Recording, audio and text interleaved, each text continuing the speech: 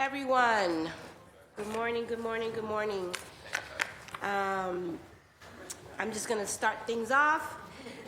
For the record, my name is Julia Mejia. I'm an at-large city councilor, and I'm also the chair of the Boston City Council's Committee on Post-Audit, Government Accountability, Transparency, and Accessibility. Today is January 24th, 2025, and it is exactly 10:19. This hearing is being recorded, and it is also being live streamed at boston.gov/city-council-tv and broadcast on Xfinity Channel 8, RCN Channel 82, Files Channel 964. Written comments may be sent to the committee email at ccc.gata@boston.gov and will be made part of the record and available to all councilors. Public testimonies will be taken throughout this hearing, and individuals will be called in the order in which they have signed up and will have 2 minutes to testify. If you are interested in testifying in person, please add your name to the sign-up sheet near the entrance of the chamber. If you are looking to testify virtually, please email Central Staff Liaison Megan at megan.corugedo@boston.gov for the link, and your name will be added to the list. Today's hearing is on Order 0177, an order for a hearing to audit the City of Boston's hiring, firing, and promotional practices, policies, and procedures. This matter was sponsored by me, Councilor at Large Julia Mejia, and referred to the committee on January 8, 2025. Today, I am joined by my colleagues in the order of arrival: Councilor Murphy, Councilor Flynn, Councilor Fitzgerald, and Councilor Weber. Before I dive into my opening remarks, I just want to set the stage for today's hearing. And just to start off by letting you know that this morning, on my way here, I received information that the administration was not going to be joining us. And just to help you all understand, there is a chapter in our charter that states that a city council is not allowed to speak about personnel matters. And so I apologize for that discrepancy. And I was told that potentially I may not be able to have the hearing. But if anyone knows anything about me, I like to balance the rules because we're operating in a very different construct these days, and I'm all about making sure that community has a voice. So I found a balance to how we can continue to honor why you all have shown up today, to speak up and uplift Eddie Crispin, but what we're not going to do is talk about his specific situation. What I'd like for you all to do is just utilize your mic time to talk about his character. And I need everyone to be in agreement with that. If we talk about the demotion, if we talk about anything that deals with his particular case, we're going to both compromise the litigation, and we're also going to compromise my ability to keep doing this work. So I'm going to ask everyone that we're going to use our microphone to uplift and talk about the character, not the situation. Is that something that we can all agree upon, please? Thank you. Because once we open up the gates, I can't close them. So I've already had a quick conversation with our panelists, and because I filed this hearing order a few years ago because of the racial systemic concerns that we have seen around the hiring, firing, and promotional and demotional practices for Black and brown municipal employees, whether they are BPS, BPD, the fire department, the city of Boston. The fact of the matter is that we have a problem when it comes to creating space for people of color to really move on up. And because of that, and because of historically, we've utilized that hearing to talk about the systemic issues, we're going to utilize this platform to continue to talk about the systemic issues. Okay? And hopefully, when we speak, it really is also using our microphone to talk about what we need to do differently. So that is the goal. And for the sake of this exercise, I think it's really important for me to let you all know that we are going to move forward and not be too defiant, but keep doing the people's business here. So we're gonna go around. I'm gonna read into the record the memo that well, not the whole memo, but just to let the administration know that I'm acknowledging that the reason why they are not able to be here is because of the chapter. So wanted to just, the memo says confidential, so I won't be reading it actually. That's why it's good to be a lawyer. I will not be reading the memo because it says confidential, and I don't know what that means, but I am not a lawyer, and for the record, I will not be reading anything that says confidential into the public record. So we'll scratch that so I don't end up in trouble. Right, Megan? And I can't read the confidential memo, right? Okay. Woo, thank God I read that confidential situation. So basically, we will not be talking about Eddie's case. That's it. Was that you were gonna? I basically have a couple questions on the procedure.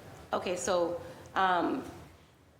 let me read my opening remarks and then I'll go to questions and okay?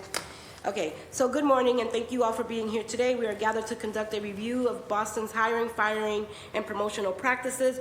Over time, community members have expressed concerns regarding a lack of accountability, transparency, and accessibility across city departments. These concerns have been raised on multiple occasions, and today we're here to address them. It is important to clarify from the beginning that the purpose of this hearing is not to evaluate how the administration has acted in any specific incidents. Under City Council Rule 17G of the Charter, we are prohibited from discussing any matter relating to individual employment or human resource issues. Additionally, this body is not a court, and our role today must be laser focused. There have been significant emotional trauma already caused by how many individuals feel disenfranchised by a non-transparent employment practices throughout the city.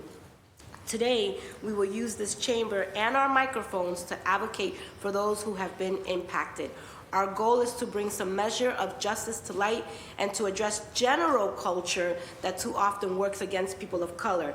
This hearing is an opportunity to stay focused on the broader structural issues at play, no matter who they may be personally affected by. It is not about individuals, it is about the systems that operate without sufficiency and transparency. Last year during the same hearing, we found that 79% of Boston sergeants and 97% of its lieutenants are white. The loss of any black top-ranking officer highlights systemic barriers to diversity and equity in leadership and undermines both department culture and public trust. I want to remind everyone that we do not have the jurisdiction to comment on any cases currently under litigation or to weigh in on specific employment or human resource matters. To the public, again, I ask that you please refrain from offering any opinions about specific incidences or cases. Additionally, members of the administration, as you know, will not be present today, citing concern of a violation of city charter rules. So I just want to reinstate that. So thank you again for being here, and I look forward to hearing from everyone who wishes to contribute today. So I just want to be really clear about what is at play, and I'm going to ask you all to remain focused on the systemic racial inequities that we continue to experience here in the city of Boston. Okay, because if it's happening to one person, we know it's happening to everybody else, and we're here for that, okay? All right, so I know that my colleagues, for those who still choose to participate, are we good? Everybody understands what the assignment is, right? Okay. Councilor Flynn, you have the floor. Thank you, Madam Chair, and I just have a couple of clarification questions or comments. So the rules that you highlighted, the City Council rule that you highlighted, that is also for city councilors. We're not able to ask specific questions about a particular member of the Boston Police Department. Is that accurate?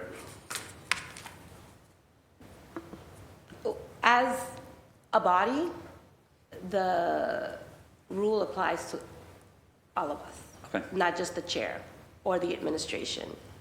In this hearing, we will not be speaking about any specific case or any specific individual. Okay. This is I've been here 7 years. This is the first time, and I'm not questioning you. I know you're doing a great job. This is the first time I've ever seen us restricted on what we can speak and what we can't speak. But, I respect you as the chair. One issue I did have, and it was actually brought up this morning by a retired Boston police officer, asked me, Madam Chair, is since these rules are changed now, when did we find out about these rules being changed or implemented, and how we conduct our question or comments? Was it yesterday, or was it just today at 10 o'clock in the morning?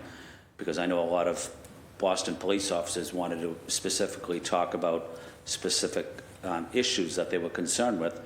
And they asked, one gentleman asked me to see when this law was discussed and when this decision was made. Thank you, Councilor Flynn, for that inquiry. I believe that I don't think the law was just created today. No, I know. This has been in the charter, and I want to make sure that we stay in the facts, right? The fact of the matter is that that is already part of the charter, and that we're not allowed to speak on personnel matters. That was an oversight on my behalf, and I'm taking full responsibility for it. And when did we learn that the administration would not be here? I just learned on my way here This morning? today, right now. That's why we started late, because I was trying to figure out how I was going to pivot. I understand, I understand what your question is, and I understand why you're asking it. In the spirit of making sure that we maintain the integrity of this body, I want to make sure that as the chair of this committee, that we don't compromise or put anyone in a situation that will cause us to further fracture the trust that already exists between community and city government, right? And I understand, I think that there have been other examples in which we have been able to uplift certain examples, because I've chaired this hearing on multiple occasions, and I know why you're getting at this. Well, thank you, Madam Chair. And I was frustrated when a particular member of the Boston Police Department, and I'm not going to use any names, was demoted, and I wanted to have a city council resolution supporting that particular individual. And my colleagues on the city council basically told me I could not go forward with that. They placed it in committee, which killed it in committee. So I really never had the opportunity to discuss my thoughts about this particular police officer. And now I'm going to have to be careful again today about my thoughts about this particular police officer, and I'm not going to be able to speak freely about exactly what I believe, but I understand, Madam Chair, those are the rules, and I respect them. Yes, and thank you for that. And just for the record, for those who are tuning in, when you filed that resolution and we weren't able to vote on it, I took it upon myself to add that specific scenario to my hearing order that historically has already been had, as an opportunity to be able to unpack that conversation. But because we are forbidden from doing that, that was an oversight. And so here's what I would propose and offer, Councilor Flynn, is that no one is silencing you or preventing you from uplifting said individual. You can speak upon their character and what you know of this individual and still utilize your platform to talk about that. And if we can focus on the good qualities of the individual and not the impact or the situation that has happened to the individual, then we would stay within the confines of what the law is. I respect that. Thank you, Madam Chair. Okay, great, thank you. Councilor Murphy.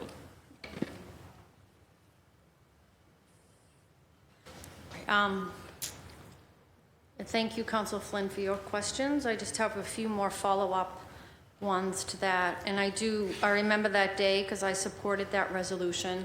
And a new word, unfortunately, that is in my vocabulary is politricks, right? We can use politics to play tricks. I get it. The least favorite part of my job is that I'm a politician, right? But that's just the way it is. I do just want to be clear to those here in the chamber and those listening that this hearing order was filed 16 days ago on January 8th. There were questions at the council meeting.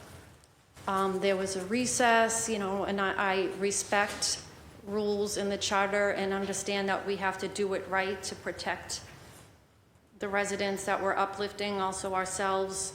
But it's disrespectful that, I came in this chamber at 10 of 10 to get ready and was told that we're going to start late because the chair had just been told that the administration isn't showing up. Nothing has changed in 16 days. They knew on that day that there's probably going to be a question about whether or not they want to participate or not. So I do wish that the administration gave not just us on the body, but everyone who's here the respect to know before you showed up here. And also, just want to also put on the record, this is probably, I would say, the maybe redistricting, but this has been a very productive week, and I would say it's because of your leadership. And you realized after a frustrating first year of this 2-year term that important conversations were not happening or being put into your committee, which is about transparency and accountability. And that is a politrick. You place a hearing order into a committee that then either the panelists that you want don't show up or it never gets scheduled. And that also, I've been to all of your hearings this week, but it's telling to me, and maybe we as a body need to have a conversation among ourselves. There are many colleagues who aren't showing up to these meetings, and I'm not sure if that's about being afraid to do our job, or if there is a reason why some of our colleagues are choosing not to be here. I think it's important that we all know that, so we're all on the same page. But thank you, and I'm looking forward to doing what I can at this hearing today. Thank you. All right. So thank you for that. And before we keep going, I just want to shout out that we have a group of student poll workers that are here, and I just want to acknowledge you all for your time and your attention to democracy. So thank you for joining us and being here with us today. So I'm going to go to Councilor Weber, and then I'm going to say one thing, and then we're going to keep it moving, because we are here to do the people's business, and we're here to remain focused. We're not here to utilize our platform to further divide already fractured country. So, Councilor Weber, and then I'm going to go start my job. Thank you, Chair. And maybe we could confer for a minute with our legal counsel before we get started. But I do think that, and we have plenty of lawyers in the room and a judge. And Larry Ellison. So I think there's probably good policy reasons why we don't want city council proceedings to become individual personnel hearings. There's a space for that. But I think we can still talk about general policy decisions about who can serve on the post commission and command staff, and rules that are sort of generally applicable to everyone. So, I think we can still talk about issues that this personnel decision has brought up. Without mentioning. Well, yeah, we can still. We can still talk about Eddie Crispin. He's here, and I've worked with him. But I think there's probably a good reason why we don't want to make this a forum for we're not MCAD. We don't handle individual proceedings. There's a union. There's all kinds of other places where that's appropriate. But I do think it is appropriate for us. I haven't seen the confidential memo, but for us to talk about general policy decisions that have been made and how those impact our ability, our police department, other departments in the city, and sort of go from there, and how to deal with this in a constructive way. And that's my thought on that. So, okay. And if anyone has any questions, maybe 2 minutes or a minute with our legal counsel might clear it up. Thanks. Yeah. Thank you for that, Councilor Weber. And, I just want to be clear that this hearing isn't specifically just about Eddie, right? It is about also hiring and firing. We don't need to discuss his case in particular. To be honest, and I'm going to be transparent, because that's all I know how to be, is that his situation was a catalyst for bringing us together. Because the fact of the matter is I've participated in community meetings. I have seen the emotion. And also as someone who hates to see injustice, I wanted to make sure that we created space for us to unpack, right? So, I think it's important for me to acknowledge that. And the public should have the right to share examples without identifying the individual. So we could figure this out, y'all. And I think that failure I think that there was another way that we could have handled, and I'm going to be, this is me. We could have had this conversation had the administration contacted me when I first filed this, and maybe 2 or 3 days ago, about how we can do this in a way that feels restorative, but they opt not to. And that I'm going to call out as bad behavior, because we can't say that we want to be transparent, and then when you have an opportunity to do it, you opt to not be able to show up and have a conversation about transparency. So that's my call out, and that's my invitation for all of us to start thinking about how we're going to show up for each other. Okay? And I'm looking up y'all because, they're watching me. All right. So we're here to talk about and to do the people's business. So we're going to start off with someone who we know who has been in this chamber multiple times as it relates to our hiring, firing, and promotional practices. We've held press conferences. We have done hearings. Sophia Hall from Lawyers for Civil Rights. I'm going to give you your 7 minutes to help us set the stage and share your thoughts. Deputy Litigation Director for Lawyers for Civil Rights, Sophia Hall. You now have the floor. Thank you, Madam Chair. Thank you, Councilor Weber, Councilor Fitzgerald, Councilor Flynn, and Councilor Murphy for your attendance and participation in this important discussion this morning. For those of you that are not familiar, my name is Sophia Hall. I am the Deputy Litigation Director of the Lawyers for Civil Rights. By way of introduction, we are the civil rights law firm that has existed in Boston since 1968 and provided free legal representation to people of color and immigrants in a variety of aspects of life in which they have experienced discrimination, not allowing them to move forward in their careers or access careers that they'd like to, not allowing their children to be treated fairly in public education, not allowing them to drive cars or walk down streets in our city without being engaged with by police in racially imbalanced ways, not being able to start businesses without education, access, and opportunity that their white counterparts experience, and so much more. Historically, we are the law firm that desegregated the Boston public schools. We're also involved in litigation that desegregated the Boston public housing. I think it's important to frame my comments in that history because, unfortunately, that history is not so far away. I also believe that it's important to provide you some background about myself before I give comments so that you understand my background and expertise as it comes to this issue.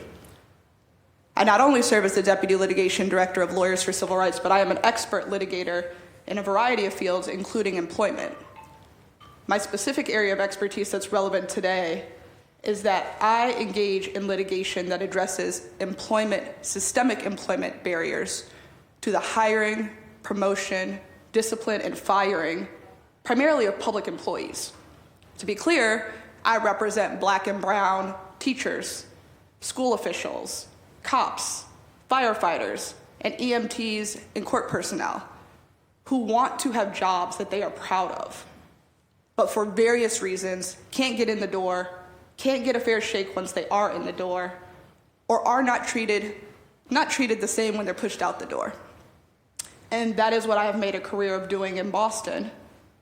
So my background affords me an opportunity to really see many of the inequities that Madam Chair has raised today. And so I want to provide a little bit of context about some of my work, because unfortunately, much of it is still ongoing.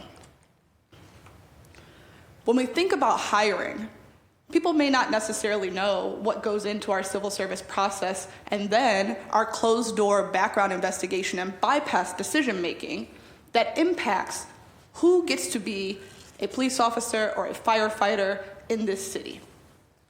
For entirely too many years, we have not had policies or protocols behind our background investigation process. Now, don't get me wrong, there are some bright line rules regarding queries and sort of high-level situations in which you would not be allowed to apply and become a Boston police officer or a Boston Fire Department, member of the Boston Fire Department. However, there's not a whole lot. And so what ultimately happens is that an individual works very hard to scrape together the money to take a civil service exam, often more than once, and then moves forward to be investigated, to be looked at in every way possible to determine whether or not they'd be a good fit for the department. And then a closed-door meeting happens. Often we don't even know who makes the decision to determine whether or not to move forward. And the rules don't get applied to people in the same way. Somebody might have a couple of speeding tickets from years ago and find that that now stops them from being a Boston police officer. Someone might find that 30 years ago, they were arrested once as a juvenile, and that has now stopped them from being a Boston police officer. Yet their peers may have queries of their own, may have speeding records of their own, and do not get treated the same way. Lawsuits have to be filed. Appeals have to be filed in order for those individuals to access the Boston Police Department. And then it doesn't stop there. We bring lawsuits to challenge the way that they are treated in terms of the disciplinary process at the academy, as a cadet, and then when they're on the job. If they are fortunate enough to not have an experience through one of those first stages, we are bringing lawsuits because we have promotional exams that make decisions about who is qualified to represent the leadership and the highest echelon of this Boston Police Department, only to find that the test is unfairly applied to many of these individuals that I represent. And again, we fail to have policies and protocols about how we utilize this test.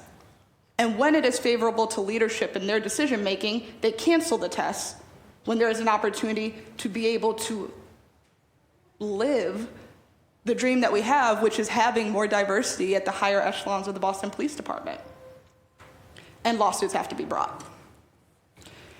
I want to be candid, this is not specific to just the Boston Police Department. We fought for many years to get a cadet program, to have a pipeline for the Boston Fire Department, which still remains the least diverse public safety agency in this city. I continue to fight about Black and brown personnel in Boston public schools being pushed out with sham investigations and gag orders and severance agreements that stop them from being able to bring their truth forward or file any lawsuits on their behalf. As Madam Chair has already identified, not only does the diversity of our public safety agencies fail to keep pace with the rich and beautiful diversity that makes up the city of Boston, but it gets worse the higher you go up the ladder. Not only do our diversity sort of crumble as you look further up the ladder, we then see time and time again trends in the way that people are pushed out and treated in their specific roles.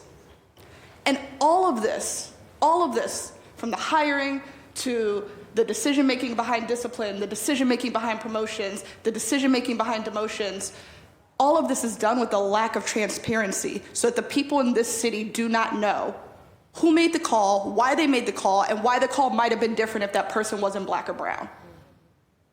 That is the trend that we see time and time again in the city of Boston.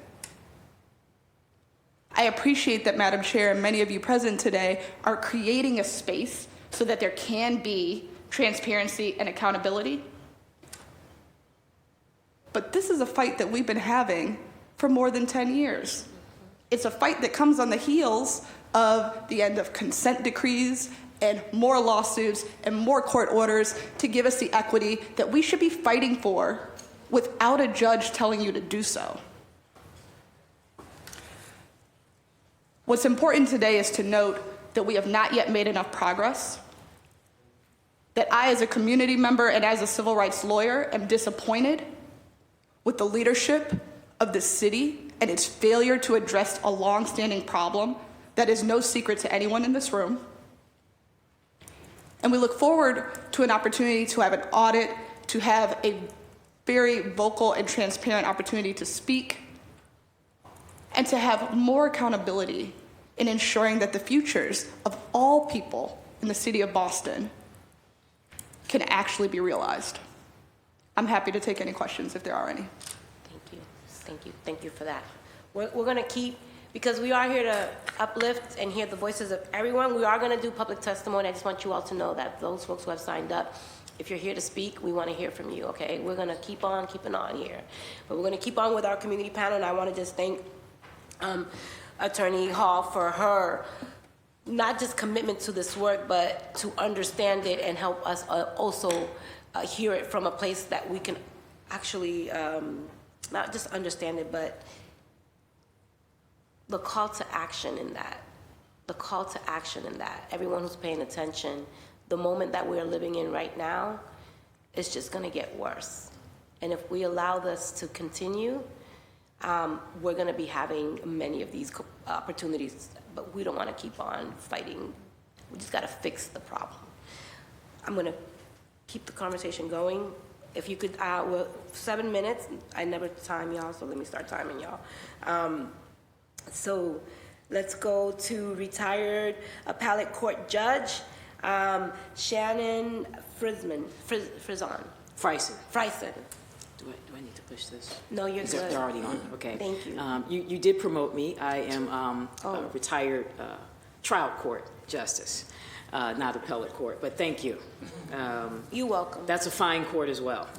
And thank you for allowing me to be here. As many years as I've been in Boston, this is my first time appearing in City Hall or in any hearings regarding the community, so I appreciate the opportunity.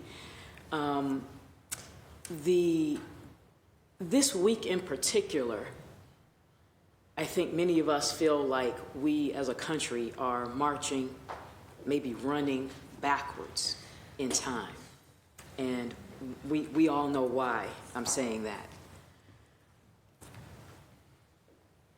I'm from Chicago originally, but one of the reasons I've remained in Boston for more than 30 years now is because I see Boston as a city, as a forward-looking city, and a city that's always interested in moving forward. I agree with Attorney Hall that you should know a little bit about me. Some people in the room may have spoken with me or interacted with me on the bench, but my name is Shannon Frison.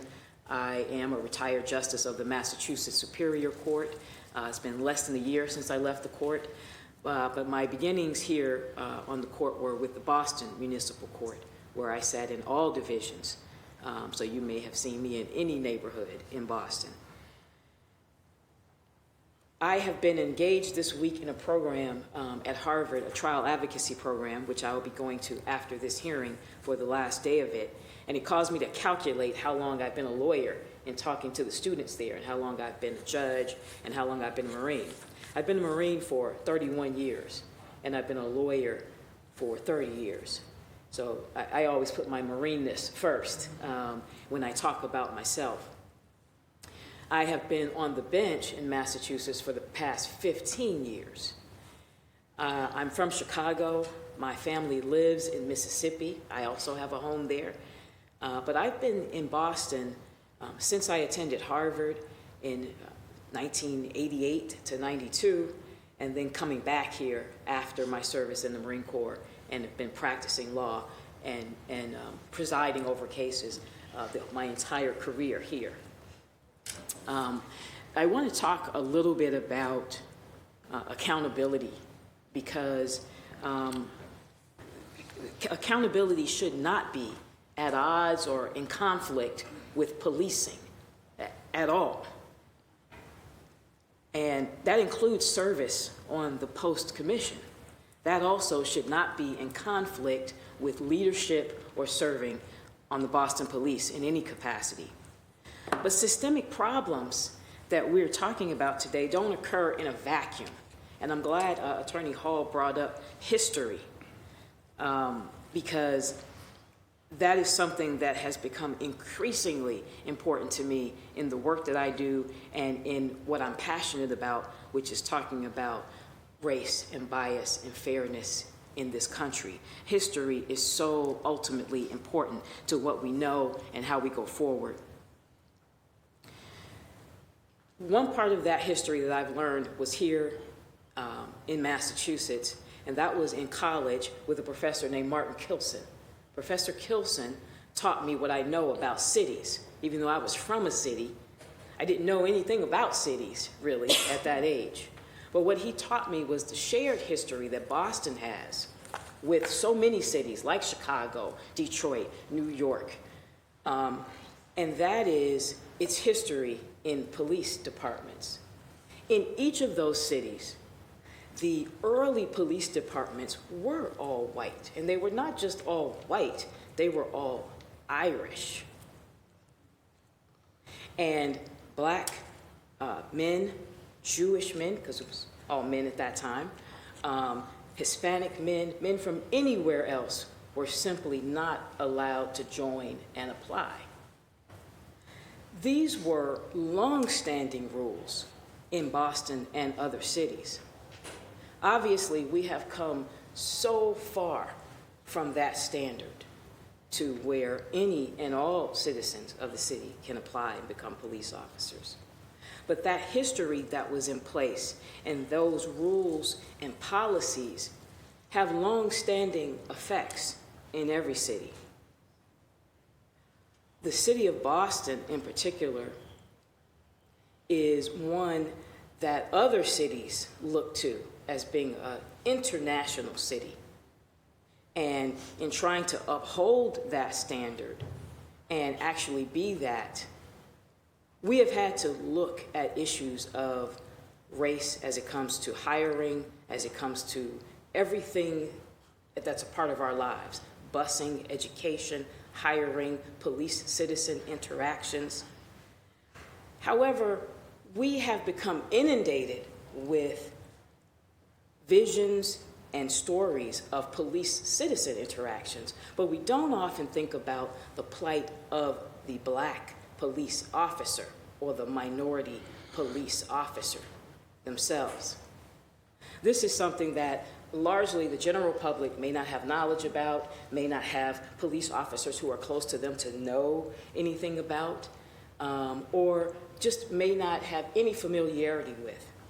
However, the history of police officers who are black or other minorities is rich in Boston like it is rich in other cities. The goal is not to allow the current environment and atmosphere to allow Boston also to be dragged backwards in time on these issues.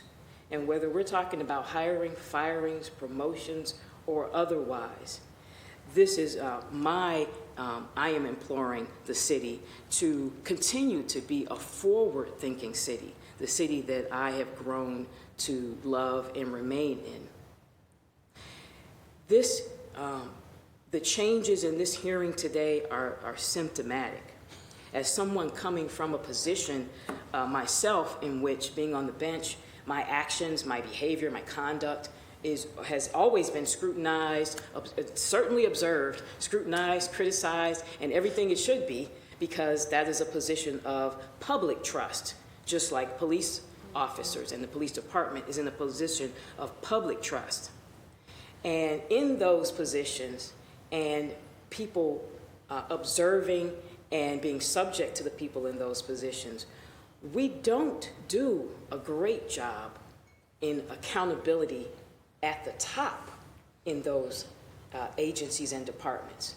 In this country right now, we do a great job at holding the common man and the common woman strictly accountable for the things that they do, whether that's on the roads, violating rules at work, violating rules of the Commonwealth or laws of the Commonwealth.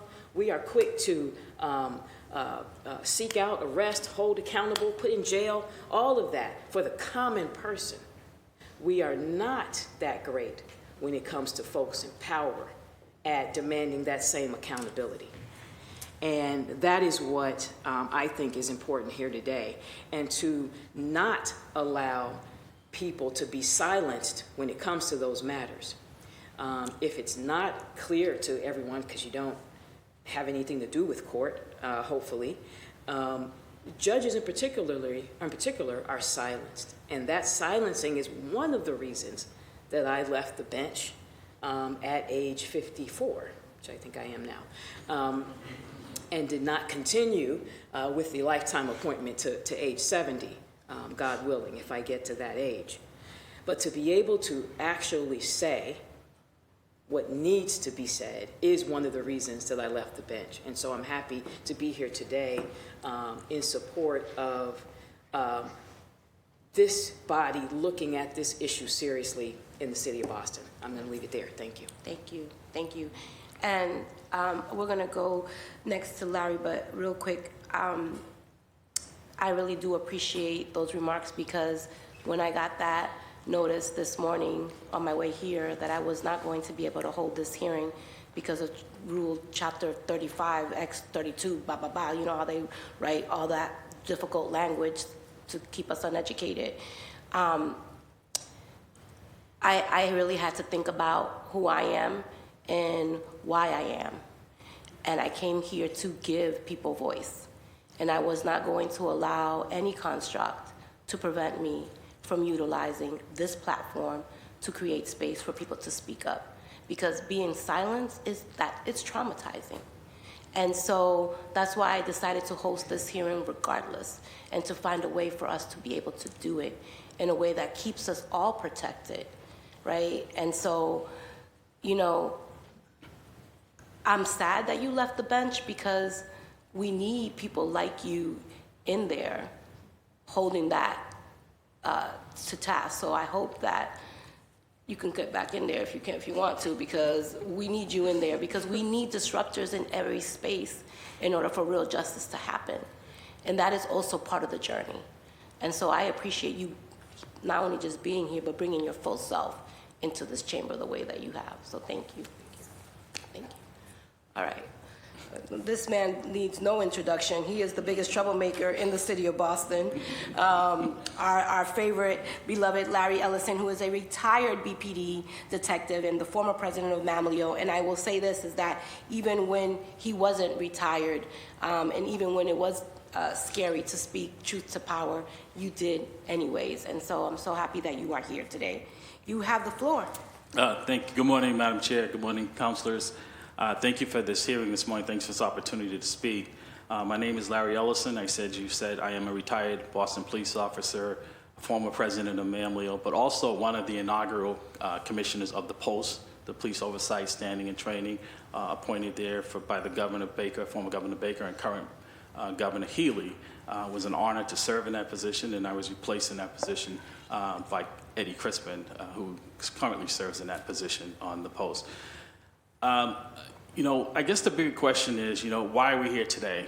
And I think the bigger question, councilors, you need to ask yourself, why are we here again dealing with a matter of this magnitude that we really have not addressed in this city when it comes to discrimination? I don't know how many lawsuits need to be filed. The most recent one, in which the judge who awarded over $40 million to officers of color statewide for promotional exams, said this discrimination, to his mindset, has been going on for over 50 years. Over 50 years. That's longer than my career as a police officer. So it started before I came, and it continues to this day. Why we're not really taking it as serious as we should, I'm not sure. And I want to thank Councilor Weber, who is now serving as a councilor, but also who served as one of the attorneys in the lawsuits when it comes to officers of color being fired and being held accountable for a drug hair test that the courts have finally said are discriminatory and are no longer in place, and it was without the work also with the help of attorney Sophia Hall and lawyers for civil rights fighting these lawsuits. How many tens of millions of dollars do taxpayers have to keep spending to fund discrimination? It's really taxpayer-funded discrimination. I've been, as you said, Counsel, I've been in this chamber numerous times dealing with this same matter. I want to thank you for continuing to keep it in the forefront, and some of your colleagues here who I know personally, who have been supportive of this, and some who have not. You know, and the big issue is really the leadership in the police department. And it's not just the current administration, but going back. I remember as president of MAMLO having conversations with commissioners about disparities, and when we broke it down and dissected it, the only thing different in how they were treated was the race of the person, and a lot of times the gender. I think that gets left a lot. Women in the Boston Police Department are treated no better than men, even as they move up. It's actually become more of a threat as you move up in leadership, if you're down at the bottom where they feel like they can control you a little better. So we have got to figure out how we move forward in a positive, in a constructive way, and how we're addressing the systemic racism, because it is real. It is not imagined. I've seen it myself. I remember when I was first became president, I served in that capacity for 12 years combined, and I was told that taking that oath was the end of my career. And it was, to me, I felt like it was a badge of honor, because the work that we've been able to do, continue to do, Eddie Crispin, who was one of the former presidents, Jeff Lope, who is the current president of MAMLO, who I've had the honor of working with these gentlemen to continue the work that is needed to address this.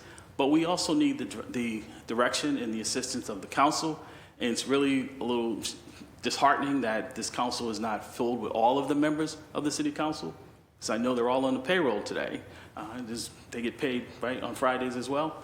Why they're not here hearing such an important matter. I think it's really appalling that they're not here. And I know recently we had a hearing in which you called that hearing, Counselor, addressing the recent promotional exam, the current list that is out there, which would really diversify the upper ranks of the Boston Police Department, and Commissioner Cox testified. And that should ring alarm bells. His statements in there, they're public record, so I'm not putting anything out there they didn't say, where he said the reason why black officers don't move up in the ranks is because we don't apply ourselves. So it's no wonder why we're seeing the treatment of black officers in the Boston Police Department the way we're seeing today, why it continues. It doesn't matter the color of the individual in there, it's a mindset. It's a mindset that is systemic throughout the Boston Police Department, and it has to stop. This is not a real difficult fix. It's really having the right people in leadership. And diversity not something that's thrown out there, but something that we actually see. I worked in the schools before retiring. Our schools are in disarray. And we look at the population in our schools, it's black and brown kids, close to 90%. Is there any wonder why it's failing? I think we all know. We have to be honest with ourselves. And like you said, there's a climate that is in this country, like you said, as it started this week, where law enforcement is going to be key, and the right people in this place, and how people are treated, how they're engaged, the public, people are afraid. And if you have officers who are afraid, who aren't treated fairly, that's going to spill over into the public. So here today, I'm here to help, but again, the question is, why are we here again today? You know, we have a saying at MAMLO, if you're here long enough, you'll get a turn. You'll get a turn.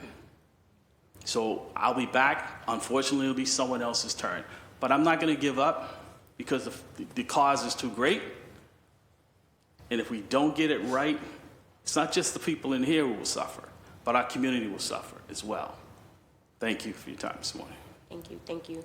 And I want to acknowledge, and, you know, I'm not giving any of my colleagues a pass, but I just want to acknowledge that, you know, they probably got notice this morning that I potentially was not going to be able to have this, and that's why they're not here. I don't want to give anybody any reason to believe that my colleagues don't care about not being here.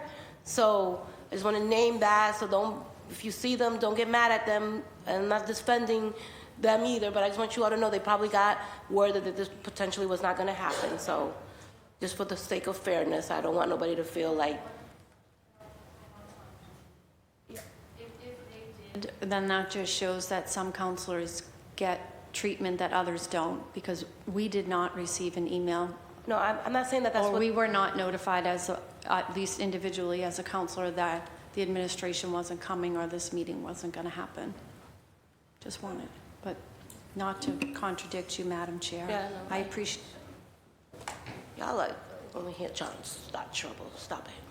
Stop it, no trouble in this chamber. Listen, it's all about grace, right? And we're living in a world right now that is always constant conflict. And I appreciate Larry's remarks. I know that for me, it's not that people pick and choose which hearings they want to go to, right?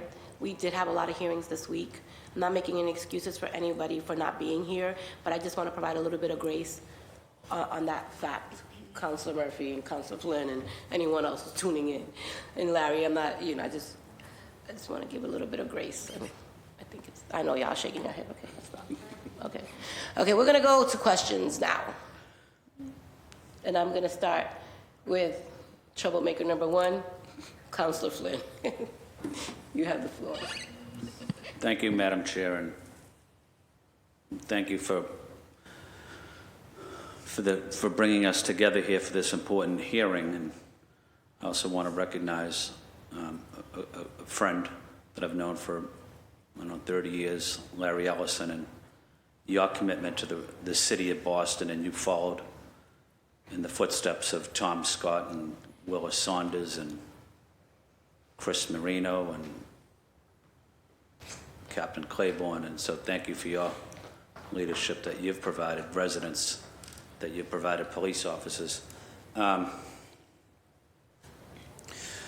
My question to you, Larry, would be, how do we move forward as a police department, as officers of color? How do you move forward without really getting an explanation or reason why a particular officer was fired or demoted? No, I should say demoted. Councilor Flynn, I think we're treading in that category that we're not supposed to be talking about. So I just want to make sure that we're maintaining the rules of the chamber here. We have to be more general, and we can't talk specifics, because what we don't want to do is find ourselves in a situation that we don't want to be in.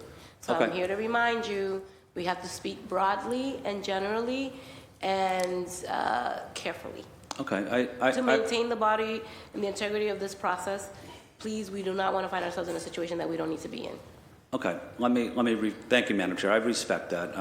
Let me ask Larry, with so many challenges facing police officers of color, whether it be for promotion, whether it be for other reasons, how do you move forward, knowing that there's many outstanding challenges that you face? Well, I think this council holds a lot of weight in that. You guys have the power of the purse, right? When we came to the council a few months ago as related to funding for a promotional exam, and we were saying why that could have helped diversify the police department with the current exam that was in place, and then the vote was to fund that. Those are things that set us back, right? As far as those are things that the council can do to help that. But also in the Boston Police Department, there really has to be more transparency, right? We have a system now where we see officers of color, when they are elevated, that their status is not elevated to that position, right? They have positions like, right now, if I were to call, and this is not calling anyone out personally, but someone of color who is in leadership in the Boston Police Department that could help with a situation that an officer, and I get these calls all the time, that things are disparate treatment and they're going through things, and I'm like, well, why aren't you reaching out to the leadership in the Boston Police Department? They have no connection to them, and really they feel like they're on an island, and that they don't, if they get involved with these type of issues that they're tasked to be involved with, or they say they are, that they will pay a price for that. So there is a silence and an isolation that takes place in the police department when people are elevated into leadership there. And there's a disconnect, and that disconnect follows down to how the community gets treated. Because I always say, I judge people how you treat your family, right? So if we're all a family and we're not being treated fairly, what do you think the general public is receiving on the tail end of that? So it really comes down to the answer to your question, Counselor, is transparency and honesty from the leadership in the police department. I think today is we spent 45 minutes trying to figure out how we could talk about what we can't talk about, right? That highlights the problem. If we can't discuss the real problems, then how do we move forward? Yeah, I agree with you, Larry. And I was with some of my colleagues at a community meeting hosted by Mamleo on Columbia Road to discuss many of these issues in the past. And Mamleo provides critical leadership in representing officers of color and women, but really all officers, because you're providing the moral leadership that's often lacking, in my opinion. Let me just add one more comment or question. One of the panelists mentioned the attendance of city councilors. It is disappointing, in my opinion. It is disappointing that other city councilors are not here. We had a meeting recently this week. I think it was about 8 or 9 hours, 10 hours maybe, and some chose not to show up. It was on similar related issues, on racial justice issues, in my opinion. But there is a role for the city council to play if they want to play that, if they want to stand up and address issues of discrimination, or if you don't want to do it, you have that choice also. But when elected officials don't speak up, in my opinion, it does send a message that we are uninterested in what's happening to rank and file city workers. I don't know what your opinion might be, Larry. No, I totally agree, Council. I think, we do a lot of time. Like I said, I can't count the number of times I've testified as president of Mamleo at the city council hearings on these very similar matters. We talk about to nausea the problem, but we haven't come up with solutions to address it, real solutions. Having resolutions, having hearings about it, they serve a purpose, but they haven't moved the needle. They haven't moved the agenda to where it sends this, almost like what folks are feeling today with immigration, right? If you live in the city and we're afraid, right, that people are afraid to come forward. That again, as I said, that I was told my career was over when I became the president of Mamleo. Just becoming the president of an organization that stands for equality was a disaster. And for my career, that speaks volumes to why we need the assistance of our elected officials. And I hope people are taking note that this is an election year, right? People are up for election, and I hope people don't do like our councilors do. I hope they show up to vote and not be absent during that time, that they show up for those important hearings and take a look and notice of who shows up for them. Thank you, Larry. The timer did go off, just so you know. Okay. And I know that Attorney Hall has a hard stop, and I just want to make sure that everybody gets at least one round with her before she goes. I'm coming back to you. No, I was going to ask a question. Just as a 24-year member of the United States Navy, I do want to recognize Your Honor for your service in the United States Marine Corps. Thank you for your service for our nation. Thank you, and thank you for your service. Thank you. And thank you for being there for our veterans and military families as well. Okay. Thank you, Madam Chair. All right. And just in the interest of making sure that for those folks who have questions for Attorney Hall, she has a hard stop, and I want to make sure that we'll do another round. I promise you. You will have the mic today, okay? I will not silence anyone. Okay. 5 minutes. Thank you. Thank you for being here, and everyone in the chamber also. And I'm going to use my time because this panel, you're full of a lot of knowledge, so I want to ask a question. And I did also want to say thank you for your service. I'm a proud daughter of a Marine, so thank you for that. a few things you said, Larry, and anytime I have been around you, near you, talking with you on your radio show, I feel like I leave more educated, right? And for me, a lot of this today is to learn and to make these decisions. And I am in a position with power, and I think with that is the responsibility to learn new things, and even if you're in uncomfortable spaces, to show up and ask the questions and hope that, when I leave here, I have more information.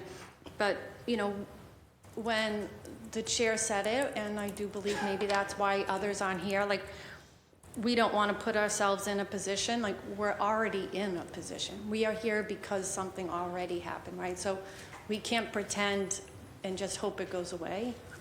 All my years as a mom and a teacher, it's like you have to teach our young children, like, ignoring things doesn't mean it goes away. We can temporarily maybe, but it's only going to get worse. So we do have to address these issues. So, I believe that the command staff, the police commissioner, whoever that is, has the right to choose who's on their command staff. But if there was a situation where there was someone who was demoted, fired, chose to leave, however it happened, but it was not just by a decision that we're making another choice, we want somebody else, and it was said that it's because of another position that you took, or you're in a place where you may have violated your ability to stay in this position. Can any of you or all of you speak to that, and if that's even true? I'll take that one. Let me just start with the first part when you said about, counselors and being uncomfortable or coming into a hearing of this magnitude. And most of these men and women behind me that are in law enforcement, just imagine if they took that approach when there was a call for shots fired and in the heat of it, they decided that they didn't want to show up. That I don't think it gets more dangerous than coming to a city council hearing. Is nothing like the men and women have to go through. So to not show up for this, it's unconscionable.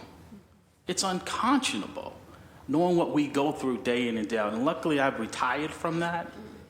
But to dismiss their concerns, to not give it the attention that it deserves, again, it's unconscionable to do that. If I may, just in a way of responding to your inquiry, I think it's important for us, and I'll speak with an I statement, I think it's important for me to establish that, the context of the creation of Post, right?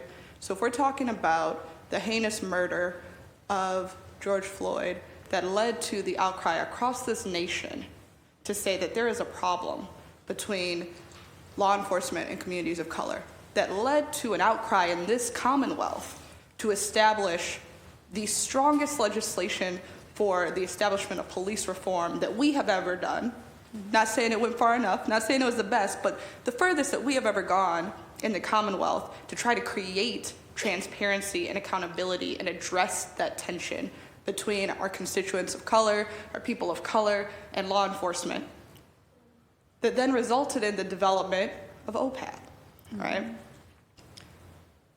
It means that a majority of people in this Commonwealth believe that law enforcement is not at odds and is not inherently contradictory to beliefs and ideals of accountability and transparency.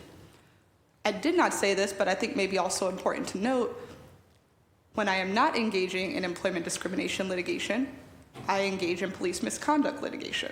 And I sue police departments and police officers who violate individual constitutional rights. And I don't find that to be in contradiction. I grew up in a police family. I believe that is an incredibly honorable profession.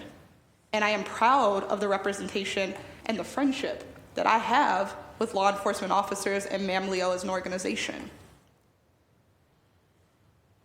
But if other individuals do not feel that and see that there is an inherent sort of contradiction or chasm between these ideals of law enforcement and transparency and accountability, the problem starts there. And if I could just add to that, I think, having served as one of the inaugural commissioners on the Post, we fought at Mamleo very hard to get that inscribed into the law. So to be perfectly clear, Mamleo has a permanent seat on the Post, one of the 9 permanent seats on the Post. That's not going away regardless to who serves there. It will be someone that Mamleo nominates and is approved by the governor and the attorney general. And honestly, I believe that doesn't set well because Mamleo has never had such a prominent seat at the table. Right? We are moving forward, regardless to whether people want us at the table. We now have a seat there. It is inscribed in the law, and we will continue to represent it. And I can tell you, as serving as one of the commissioners, if there was a case, just like I'm sure all of the councilors here, if I had some familiarity with it, I recuse myself. That's the proper thing to do. I've served there. There were cases that came before me that I hadn't prior knowledge of, and I recused myself. So, and I served in that capacity as a police officer. Yeah, and the time to go off, and I'm gonna ask. I know my colleagues have questions, and I want to make sure that you can help us. I'm Attorney Hall. You have a hard stop, and just for the record and for folks who are tuning in, and then I'll go to y'all. I promise. Can you, for the record, can you help our audience, because we do have people who follow us and are here on a learning journey. Can you help us understand, as a police officer or any public servant, what are some of the barriers that prevent people from being in positions like being appointed to boards and commissions? Are there any restrictions? Can you just kind of help us understand what police officers can and cannot do in terms of serving in different types of being appointed to things? What is the law around that? What is the protocol and procedure around having people appointed to spaces and places? What's the proper protocol, policy, and procedure around that?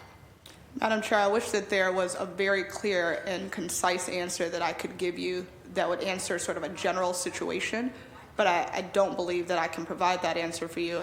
And Larry, as a former police officer, may be able to speak much more closely. What I can tell you is that most police officers, like all people who are employed in the Commonwealth of Massachusetts, are at will and can be let go for any reason, so long as that reason is not discriminatory and does not violate an employment contract or a CBA, a collective bargaining agreement for an individual.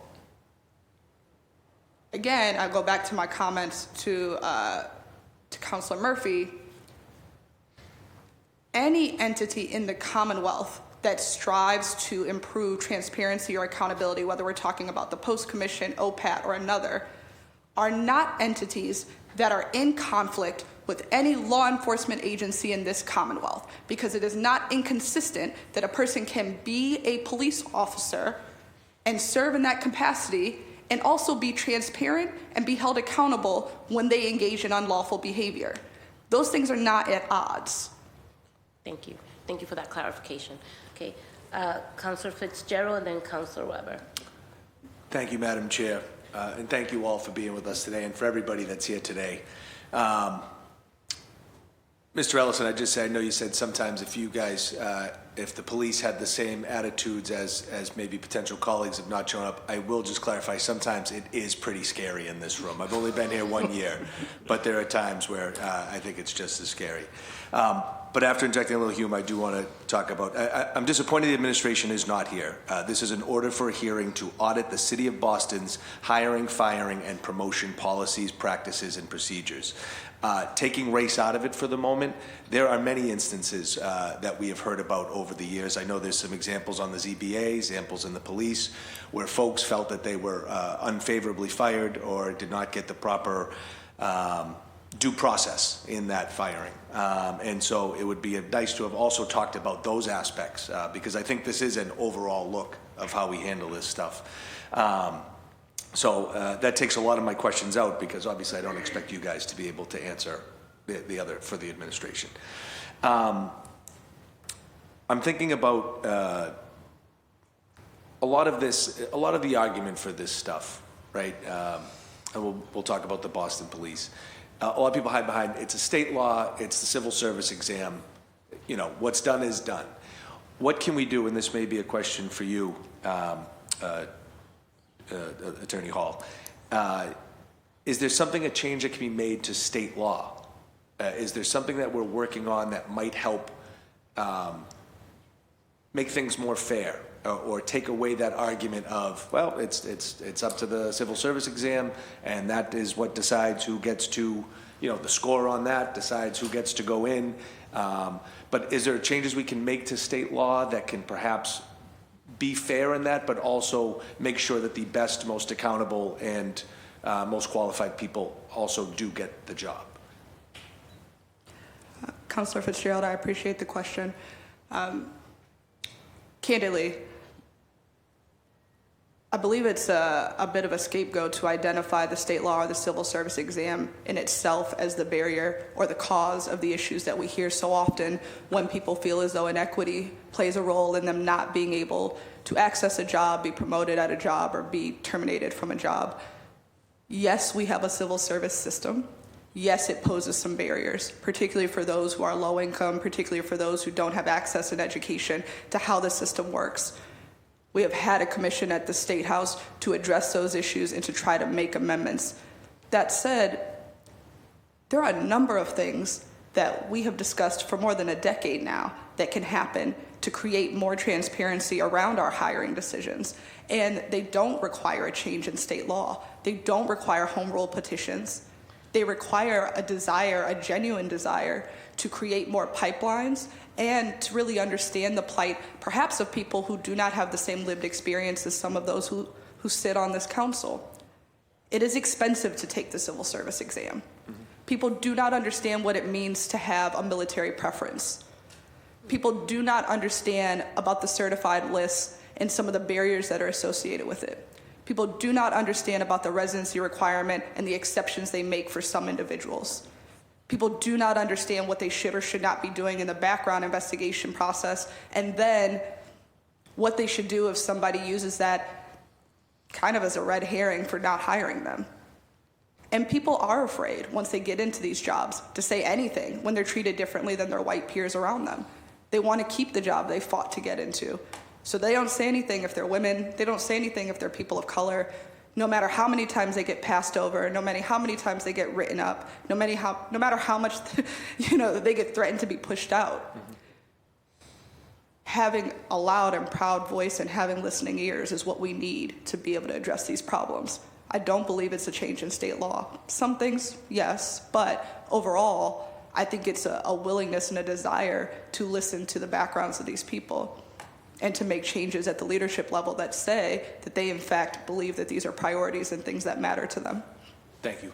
And for the record, it's not that I believe that just went out there, like a lot of people use that as the excuse. So I was wondering hey, how do you take that away, right? And say, how do you minimize or mitigate that excuse where they say, hey, we follow the state law and that's all we can do. And they hide behind that, right? I appreciate that. Thank you. In instances of someone working on a command staff and also having an oversight role, in other cities, has this been documented at all, and what is the case? Is there anybody that is on a command staff in Chicago that also serves and has oversight responsibility, or is this, is there precedent? I don't think you have to leave the state. You can just go right next door. Cities like Cambridge, where their city council has more oversight in who is in leadership. They have oversight in who becomes the police commissioner in the city of Cambridge. So there is more accountability because they have a say on the front end, rather than having to do what you guys have to do, is to deal with the problems as they come in when you had nothing to do with the selection process that put these people in place. And just to go back a minute for what you're talking about, preparation exams, I have to be realistic. Like I said, I worked in the schools for the last 15 years of my career. In the Boston Public School, we're closing more schools next year. We're seeing the state deciding whether or not they're going to take over the schools. So how do we prepare? And we know that the population in those schools are pretty much black and brown. Most of those kids are not being prepared to take the MCAS, let alone a police exam or a promotional exam, right? So how do we prepare that next generation that looks like me to be in place to become a leader in the Boston Police Department? Understood. Thank you. Thank It's you. The timer did go off. Did it already? Yes, I did, and you could play the tape. It did. It went off like 30 seconds ago. I was listening so intently. You were, but you can get another round when we go back to you. Thank you, Chair. I appreciate it. Thank you all. Thank you. Councilor Weber, you have 5 minutes. Thank you, and thank you to the panelists for being here, and to my colleagues for being here. I think you wake up in the morning and you read the news and you read about how we're calling for immigration actions in churches and schools, and we're calling for local law enforcement to participate in those immigration actions. We're hearing about local officials being arrested if they try to obstruct these actions. And it's like now, maybe more than ever, but certainly now you're kind of hoping for the person who's going to somewhere on the ladder to say, absolutely not, I'm not going to participate in these things. Somebody who's not going to other the folks that they're approaching in these actions. And so, over the years, having been involved in working with Larry and Mamleo, and trying to get diversity in the sort of supervisory ranks of the police department, you want people who are going to interact with folks in Boston in a way that not like how we've seen in the past. And there's just plenty of history, around the country, the world, but definitely in Boston. And trying to fix that has been very difficult. The composition of the police department has changed, since the cases in the 70s in terms of the lower ranks. But so we get people in the door, but they're not invited upstairs, right? And so and that's because of this promotional exam practice that we've heard about. And in terms of what we can do as a body, I think Larry mentioned the power of the purse. And, I'd urge my colleagues next time we have a vote, which we did last year, on delaying the promotional exam to allow promotions to be made off the list, which would have helped a lot of officers of color get promoted into those spots, into sergeant spots, so they can then become lieutenants and captains and get that experience. Instead, you see this, we've got, I think it's like 40% of people of color in the patrol officer ranks, and then it gets up to almost nothing when you get to captain. And so we had a chance, and we did not take it last year. So when we talk about, caring about this issue, I hope we'll put our money where our mouth is next time we have that opportunity. So I guess, for Attorney Hall, in terms of what we can do, other than that, I guess, do you have any, concrete suggestions for things we can look at, like right now, and I don't know if you want to shift to BPS, or because I think all of us struggle for, like, how we can make an actual difference. I don't want to just speak in platitudes and offer sort of empty rhetoric. I want to be able to do something. So I supported the effort to delay that, the next police exam. So I don't know if you have any thoughts. Councilor Weber, I appreciate the question. And in some ways, I'm going to give kudos to Madam Chair here today, because I think she's done and tried at least to do repeatedly one of the most important things that we can do. The nerd in me will tell you that data really matters. Data is not easily confused or cloaked, right? Data is a really important tool for us to utilize when we are trying to elevate issues, particularly of inequity. And one of the things that we do not do well across the Commonwealth, not unique to BPS or BPD or City of Boston even, is that we do not capture and then we do not retain, and then we do not provide upon a lawful public records request that data. One of the things I appreciate about a call for an audit is not just that it implies an unbiased and transparent review of what is happening in terms of the employment and the hiring processes across the board in the city. It candidly doesn't exist in any other form here. I know, Councilor Weber, that you know from your own experience that trying to get that data, particularly with any sort of racial lens, is virtually impossible. And without those numbers, we really can't speak to the overall employment operations. So I guess my call would be to move forward with some audit or some process to give better transparency to the data at the hiring, promotional, discipline, and termination levels across city agencies in the city of Boston, and to make that publicly available. Yeah. Thank you. The time limit. Thank you, Chair. We'll come back around. And I'm going to time myself too, just because if I don't, my colleagues will, and then they'll be like, oh, well, you got more time? Yes.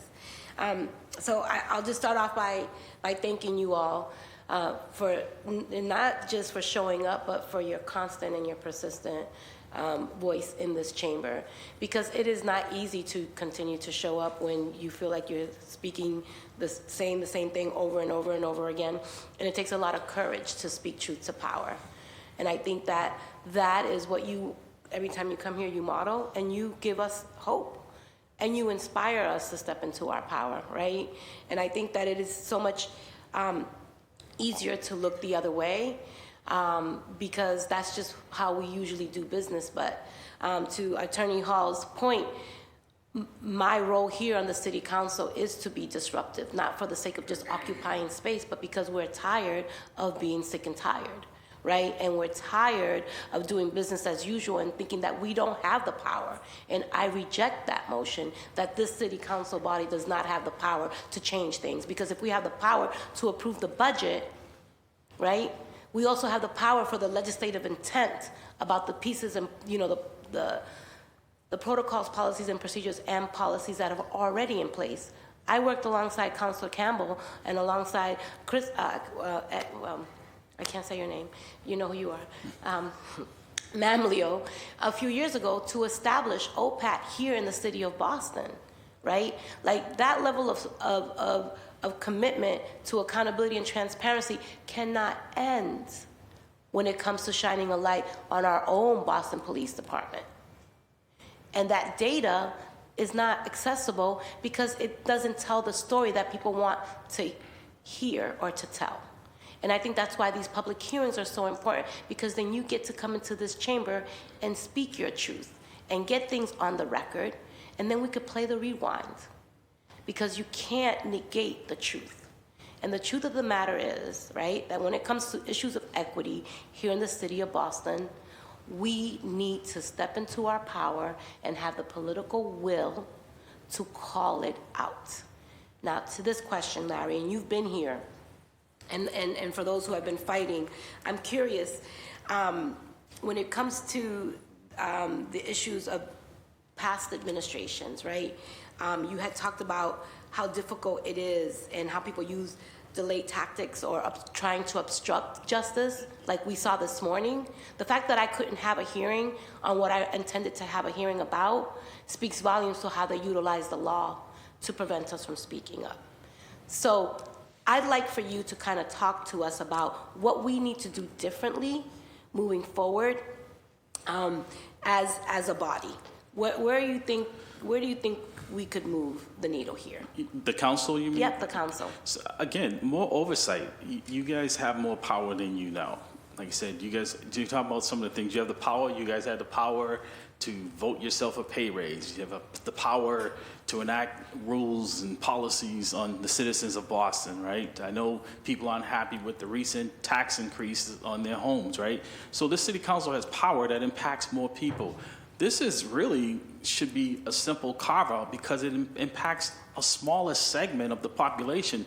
But the real seriousness is the population that it impacts has probably some of the most outreach to the people and the citizens of Boston. And particularly right now, we're going through this, having a real diverse police department and leadership in dealing with what's about to come before us in the city of Boston, with particularly people of color. A lot of the officers in the Boston Police Department have family members who may not be documented. So they're going to be dealing with this conflict of doing their job, protecting their family. Who do they go to? Do they go up to the council for guidance on how to deal with that? Because they sure can't go to the leadership in the Boston Police Department when they don't feel like they are being treated fairly. They don't think that their family members are going to get treated fairly as well. So this isn't really different. It really comes down to choosing the right leadership in the Boston Police Department. And I currently don't think we have that. You know, that goes back to, I'm not speaking in this, that is a general statement. We haven't had it for quite some time. Yeah. You know, I've spoken to numerous police commissioners during my time as president of MAMLEO, and some of the outrageous statements and justifying why certain people get treated one way and others. And then when we unpack it, I remember meeting with a former police commissioner about, the meeting was set up about race. And when I broke down and showed the disparity with the officers of color and how they were treated and the outcomes, he says to me, why is everything with you about race? We were having a meeting about race. Yeah. And my timer went off, and I want to be respectful of my own time, but you know what? I struggle with people saying I don't see color, because if you say you don't see color, you don't see me. Yeah. And I think we need to make sure that you're not colorblind, put some glasses on, because we're here. Okay, so I'm going to allow my colleagues to, in the interest of making sure that we go to public testimony too. Yeah, that's what we're going to do. We're going to move on to that. We're going to move on to public testimony. And did everyone sign up already? Yeah. Okay, can you get me the list, please? Usually they bring me the list, so they'll bring me the list, and then we're going to call people up to speak. I'm going to allow my colleagues one more round of questions, each question before we go to public testimony.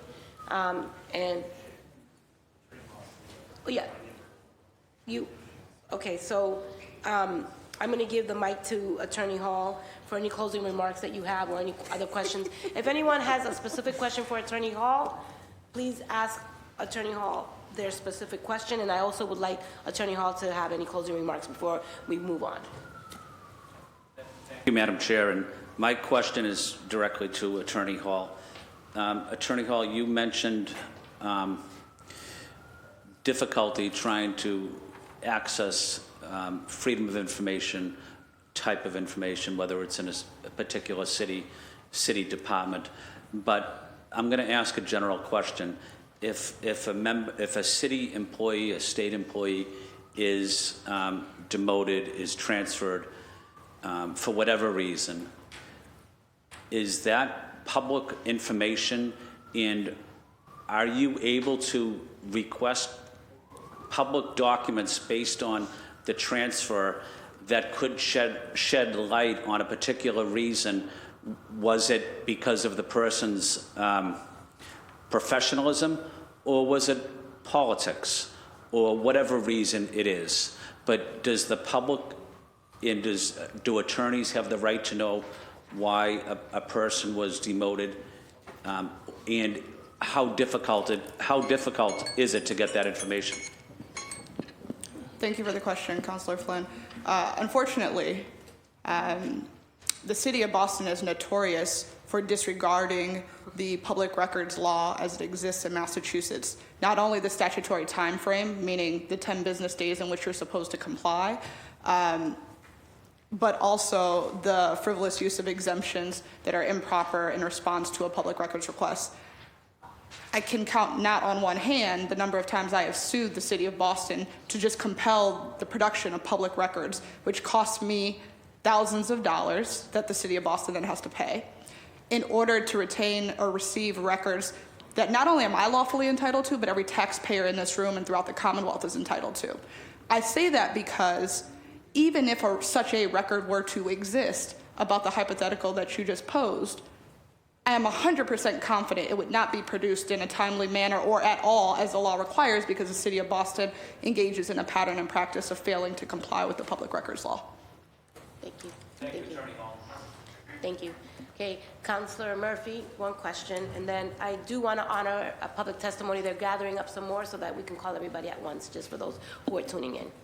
And if anyone needs to leave because they have signed up, Marjorie, do you, Yes. you want to? Marjorie's going to take my place. She's Okay, all right, so, does anyone have a question specific to Yeah, I Attorney just Hall? want to say thank And then you Margie, to you're the gonna go. panelists. And I'm looking forward to public testimony, so I do not have any other questions, but happy that, looking forward to our continued conversation back and forth, because it obviously is not starting. I shouldn't say it's starting, it's been going on, but this isn't the end of anything. It's going to continue to have this conversation, so thank you for being here. Thank you.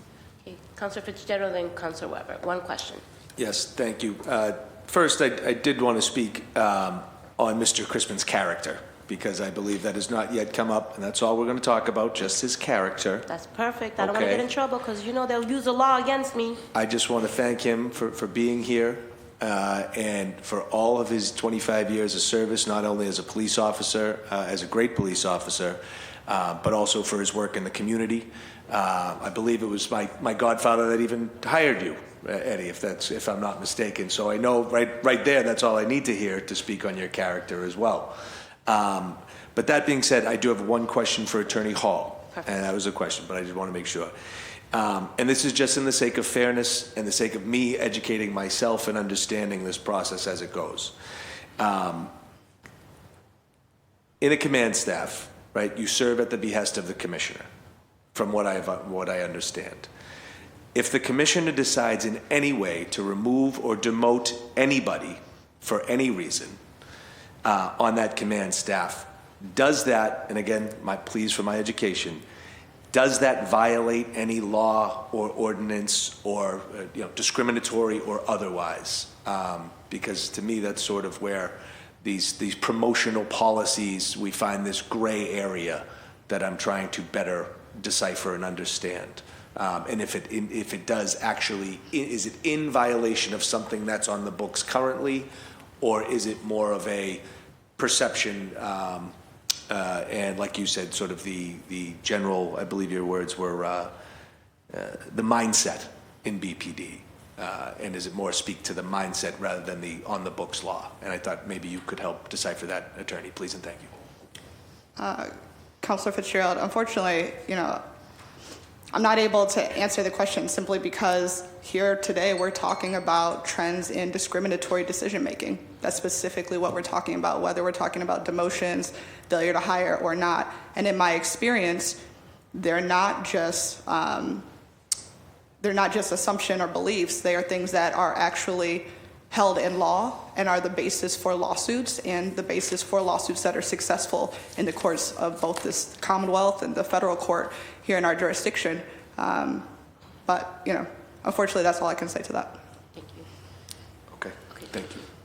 Okay, Counselor Weber, one question. Sure. Just Yeah. Attorney Hall because the rest. I got you. I thought there was an SJC case on lateral moves. If there's if there's racial animus, that it would violate state law. It's like I can't remember the name of it. I think it was an Asian police officer who was denied like a lateral move. So anyway, it depends on what the motivation is, but it's a denial of just a title, I think, would trigger state discrimination law. But so I guess my question for you is, we had testimony from the fire department commissioner last year. He's like, well, we give preference to disabled veterans, and we're sort of limited.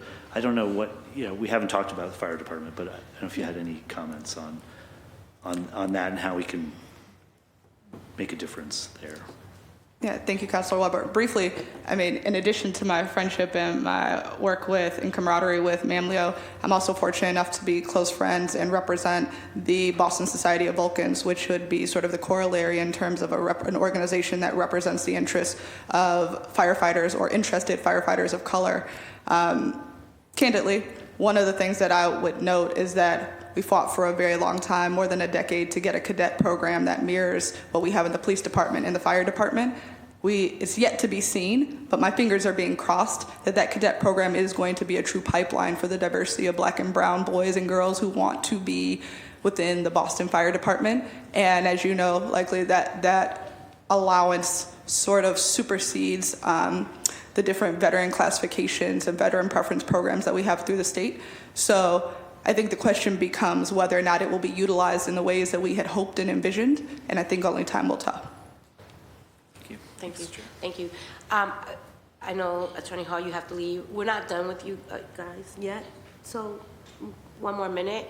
But I do want to honor some folks who are signed up for public testimony and need to transition. So if you don't mind, we're going to take a few public testimony, and then we're going to come back for a third round of questions with my colleagues, with Larry and Sharon. Is that okay? But I know, Attorney Hall, we do appreciate the fact that that you stayed through, even though you were supposed to leave at 11:30. But we appreciate your time and energy and your commitment to this work. So thank you for being with us here today. I'm happy to be here. Thank you for the time. Yeah, thank you. Okay, in the spirit of making sure that we allow folks to, I'm going to take a few public testimony, and we have 2 minutes to speak, and I want to be really mindful that we have to maintain a level of decorum, and also got to make sure that we stay within the constructs that we're operating in. So we're not going to be talking about the specific case, but we could talk about the love that we have for the specific individual and or other discriminatory practices that exist here in the city of Boston. Marjorie, please come up to the right there, and you have 2 minutes. My name is Marjorie Bernardo, and I am a resident of Rosendale, and City of Boston is my home.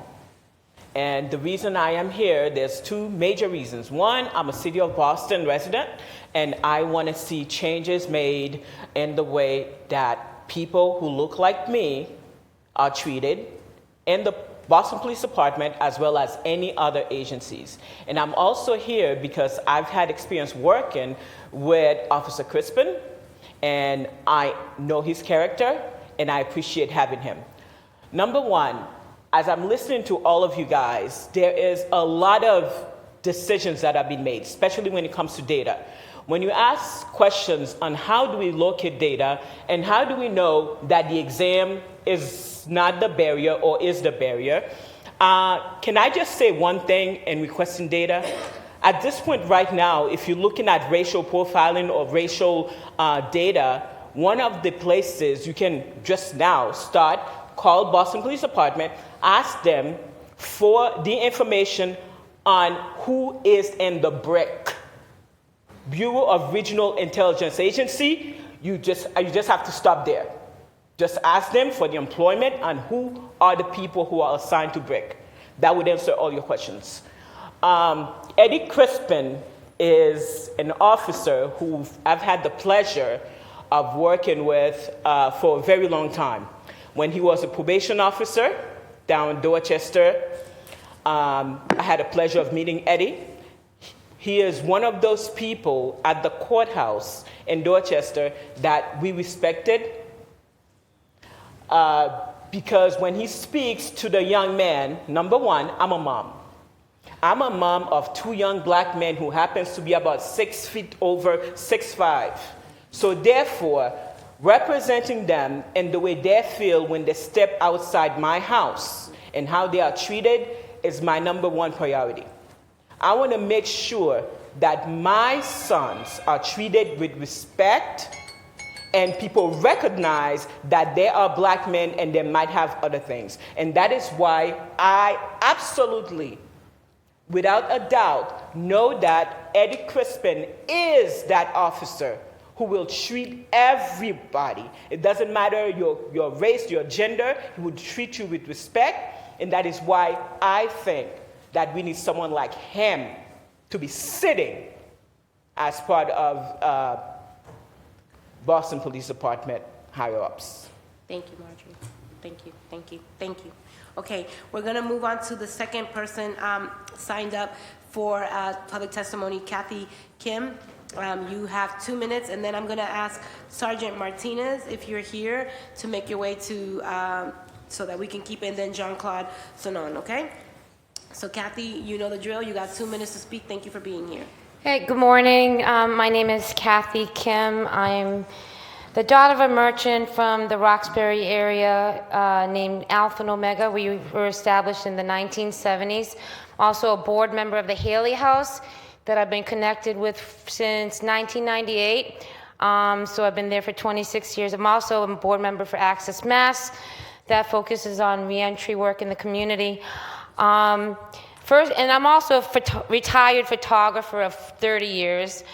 And one of the things is that I work in the private and nonprofit sector mostly, but I also work a lot with many of you in the public sector. And as a photographer and someone from the private sector, accountability and transparency is very important. And if we're not, we don't get paid at the end of the day, right? We have to deliver the highest quality of products and services to our clients. And that also works in our nonprofit world, where we serve over 40,000 meals to the homeless neighbors in our community. So transparency, accountability in the private and nonprofit sector is very important.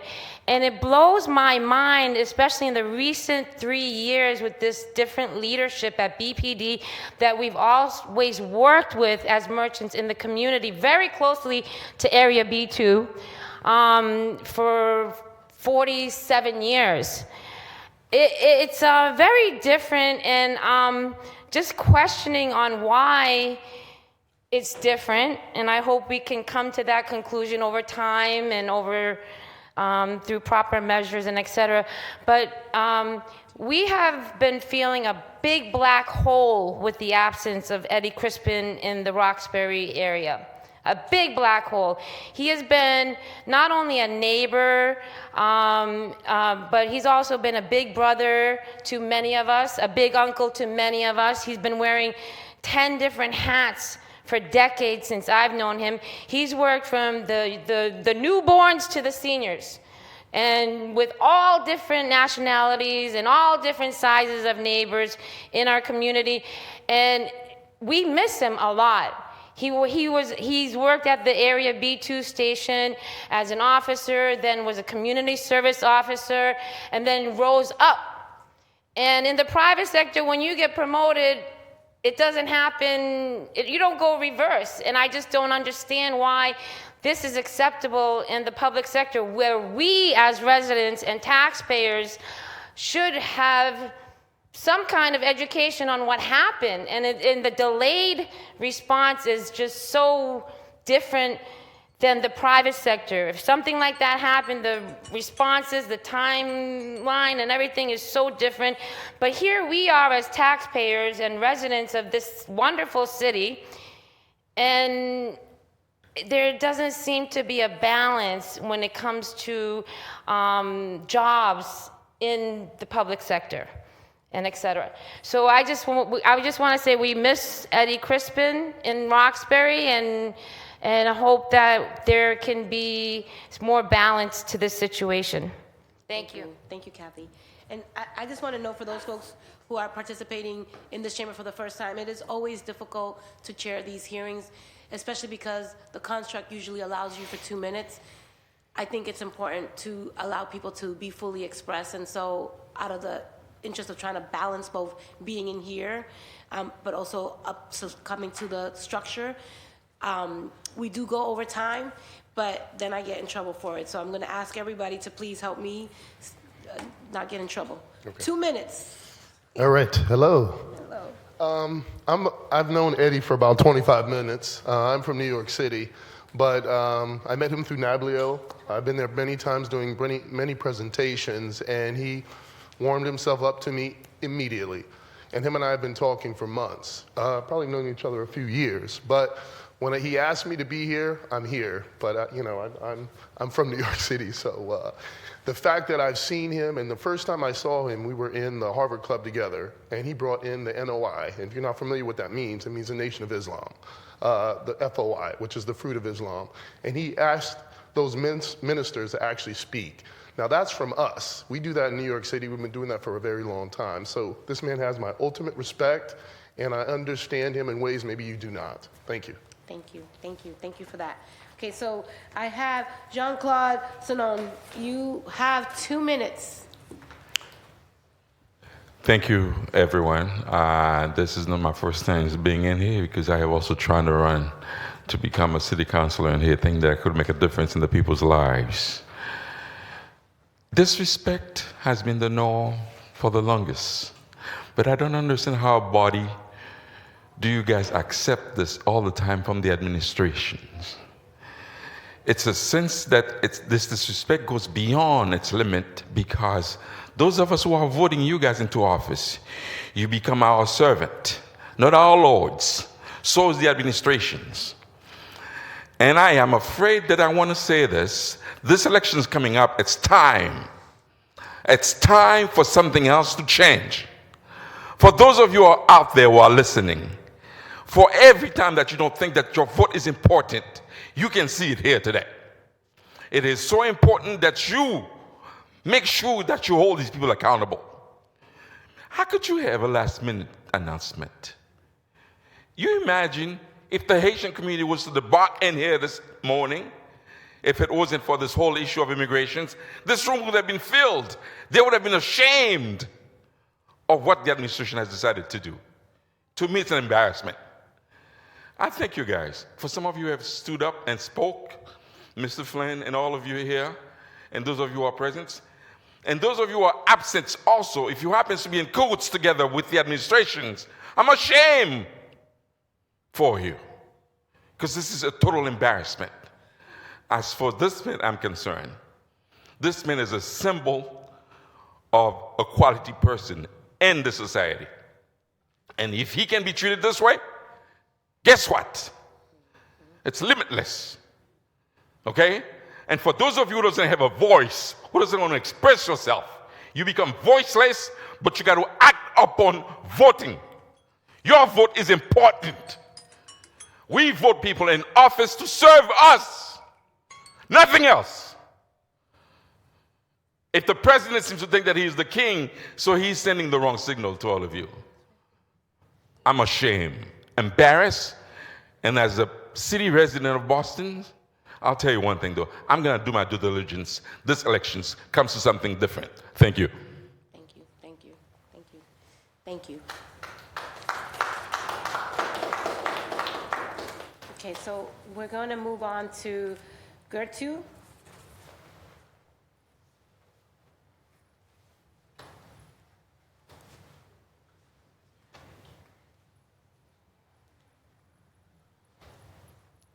Yes, I'm so glad to hear. I say thank you to all of you to be here. But myself, I'm going to remind everybody something that I was involved in the school department, Title I. I don't know who knows Title I. I was the member of Title I. And one day I was going to the school, to one of the school, one young little boy came to me, grabbed me, and said to me, crying because I don't know why my teacher did that. She gave me a pill to give to the black student. And that pill is not for. He called the parent to tell them that not in school, when they're school they don't listen, so they give that pill to calm them, but it's not real. It's a pill to stop those black people to when that's for the boy. When they grow up, they won't be able to have kids. To stop them from having kids, so that will stop the school to have black kids in school. And when that happened to me here, I see that something almost like to stop black people to go to the police to hire, they won't hire them. So I ask you, please, all of you here, to see who put black, white, wherever we come from. The only God who create all of us, no matter what you call no matter what your language, no matter who you are, that's only God who created. I hope you remember that story. Please do what you have to do to put my friend back to work. And not only him, but other people, the other black people want to go back, to go apply for job, they could be safe. Please, thank you, and to listen to that. Thank you. Thank you, thank you, thank you. I do appreciate not everyone, not just for folks showing up and speaking, but to stand or sit in solidarity alongside Eddie. I think it's important for me to say your name, Eddie. I understand the constructs that we find ourselves in, but it is very, and I've said this throughout this entire week, hearing community voice, it is very traumatizing to always have to be the one that stands up or to speak up or to, to push, because the backlash that we get for creating space for people to speak and to be fully expressed is difficult, right? But if we don't do it, then what we're saying is that we're willing to be silent when they're asking us to be courageous. And so I just want to thank everybody for their grace for today, because you came here to speak and to fight for Eddie. And I didn't feel comfortable not allowing that to happen. And so I just want to say thank you for showing up and speaking up, even when we were told that we couldn't. So Eddie, just know that as the chair of this committee, I am committed to working alongside you and lawyers in whatever capacity that they can offer us as a city council in terms of what we can do so that we can demonstrate leadership without compromising or putting ourselves in a place where they can say we're not allowed to do that. Because to Larry's point, we do have far more power than we allow ourselves to step into. And I think that we have an opportunity this cycle to demonstrate what courageous leadership looks like. And if that means speaking up and speaking out, regardless of what may come down the pipeline, then we do that. Because if we don't, then we're just gonna be steamrolled with every single situation that we are experiencing right now. So you have my commitment on the record that I will utilize this platform to make sure that we find a way to not just give justice, right, but to create space for people to be fully expressed. So I just wanted to thank everybody for showing up the way that you did, because sometimes just being here is half the battle. So just wanted to acknowledge that, Eddie, all your people showed up for you because they believe in you, and people need to see that. And I think if you can pan out to the crowd so that people know that people showed up here, I would appreciate that. Okay, I'm gonna go to my colleagues now for one more round of questions, and I also wanna give our panelists an opportunity for closing remarks as well too. I'm not one to hold people hostage for the sake of holding people hostage, because the administration did not show up, so I don't wanna keep you here any longer than what you need to be, but I definitely wanna utilize this time that we have to do the people's work. So I'm going around one more time to Councillor Flynn. Thank you, Madam Chair, for bringing us together for this important discussion. Thank you to the community panel and to the residents for testifying. I want to direct my comments directly to Sergeant Detective Crispin, Deputy Superintendent Eddie Crispin, who I've known for 25, 30 years in this city. He's an outstanding, not just an outstanding police officer, he's an outstanding resident and neighbor, someone that's respected and looked up to. This woman here that testified, she was talking about her young sons. You know, Eddie Crispin is a role model to many young African-American men in our city, the way he conducts himself with professionalism and integrity and honesty. That's the Eddie Crispin I know. And, you know, we need more police officers in this city like Eddie. And I'm also here, Madam Chair, to support him and support his outstanding work. It needs to continue. It can't be stopped, it can't be stalled. His important work in the community on community policing issues needs to continue, and we need that type of positive leadership in the city of Boston. Thank you, Madam Chair. Thank you, Councilor Flynn. Murphy, Councilor Murphy. Thank you. Thank you, Madam Chair, for holding this. I'm sorry that the administration didn't show up for you and for us and for Eddie, but thank you for holding it anyway. I do want to close by saying thank you to Eddie. I met you only when I transitioned into this role in my life, and before I became a city councilor, I was a Boston public school teacher, and I saw you at St. Gregory's, at PJP, and there was a swarm of young kids around you, and then several times down at the Murphy School for Read Across the Murphy. And you may not see it as you're walking through the room, but the young black boys, like, they gravitate to you. They looked up to you, and I could see that they saw a leader in you.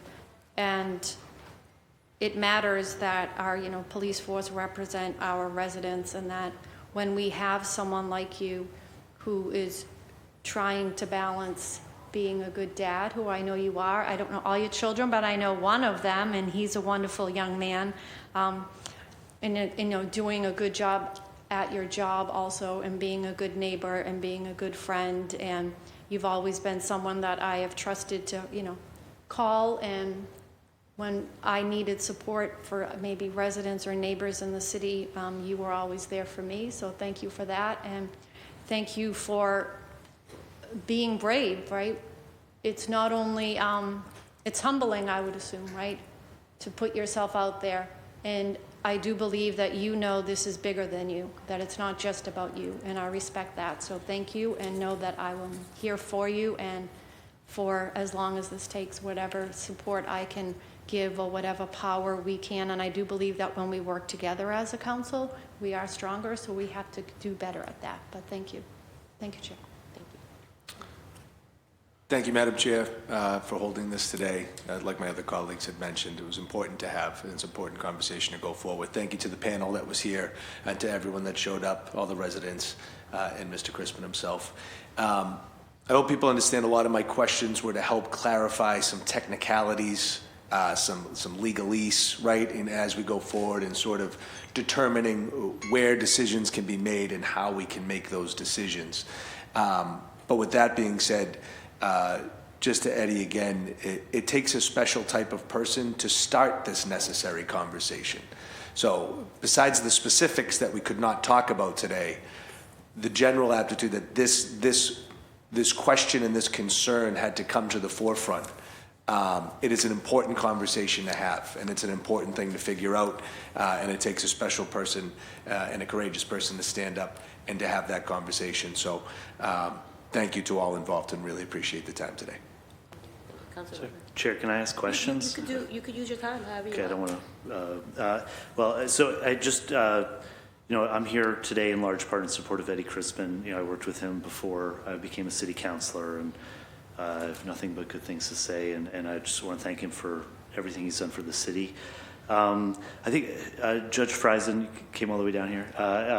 I believe I appeared in front of you once, but were you? I don't even know what did you sit in Worcester at all? Okay, so I'm pretty sure it was like a hearing on the Tatum-Harris case, but we had a case where we sued the city of Worcester for not promoting two black police officers, Spencer Tatum and Andrew Harris, and it was like it wasn't the summary judgment. I think it was like a preliminary hearing, but it may have been a totally different case. But you brought to mind this case where it showed how the legal process can fail people. That case, these two guys filed their challenge in 1994. And this was about 2016, 17. We appeared in Superior Court in Worcester. Andrew Harris had died in the 20 plus years. Spencer Tatum had retired. So getting them to be promoted to sergeants at, after one had retired and one had passed away was kind of failed. But so on the bench, I guess, what can you say about the sort of how these kinds of decisions we're hearing about just in Boston, but you have a bird's eye view of this, like in other cities. Is this what we're talking about today? Like, what did you see from the bench in terms of treatment of municipal employees of color? Not, you can talk about Boston, but you talk about across the state. I don't know if you have anything. From the bench, not just that case, which I do remember, just because of the circumstances with how moot the point became based on the circumstances they end up in, one having retired, one having passed away. But from that perspective, the legal system itself, it's almost the last resort, I think, for handling these types of situations. No one wants to be in court. The people who work at the court don't even want to be in court.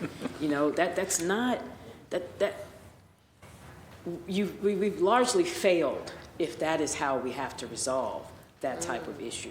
We have failed already once we're in litigation about it. And I think that there are pitfalls in especially civil litigation that allow for a lot of decisions that just don't make common sense and are not right. One of the things that I try to do from the bench is to figure out how to do the right thing in the context that I was in on each matter. So, one of the things that I've written about and put out to the public is about a case involving a slave named Renty that happened, and this happened within Massachusetts, in which images, photographs, I forgot the name of the old original type of photographs, taken of that slave and others, wound up for racist purposes during slavery, to prove how different black bodies are from white bodies.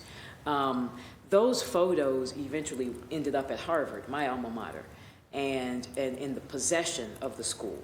Well, the family, I know people have heard about this case, the family asked for those photos back, did not get them, and then sued Harvard. That matter came before the Superior Court and was dismissed on a motion to dismiss based on some old common law about who owns the likeness of a person in a photo. It's one case that reminds us of how terribly wrong things can go once they get into court.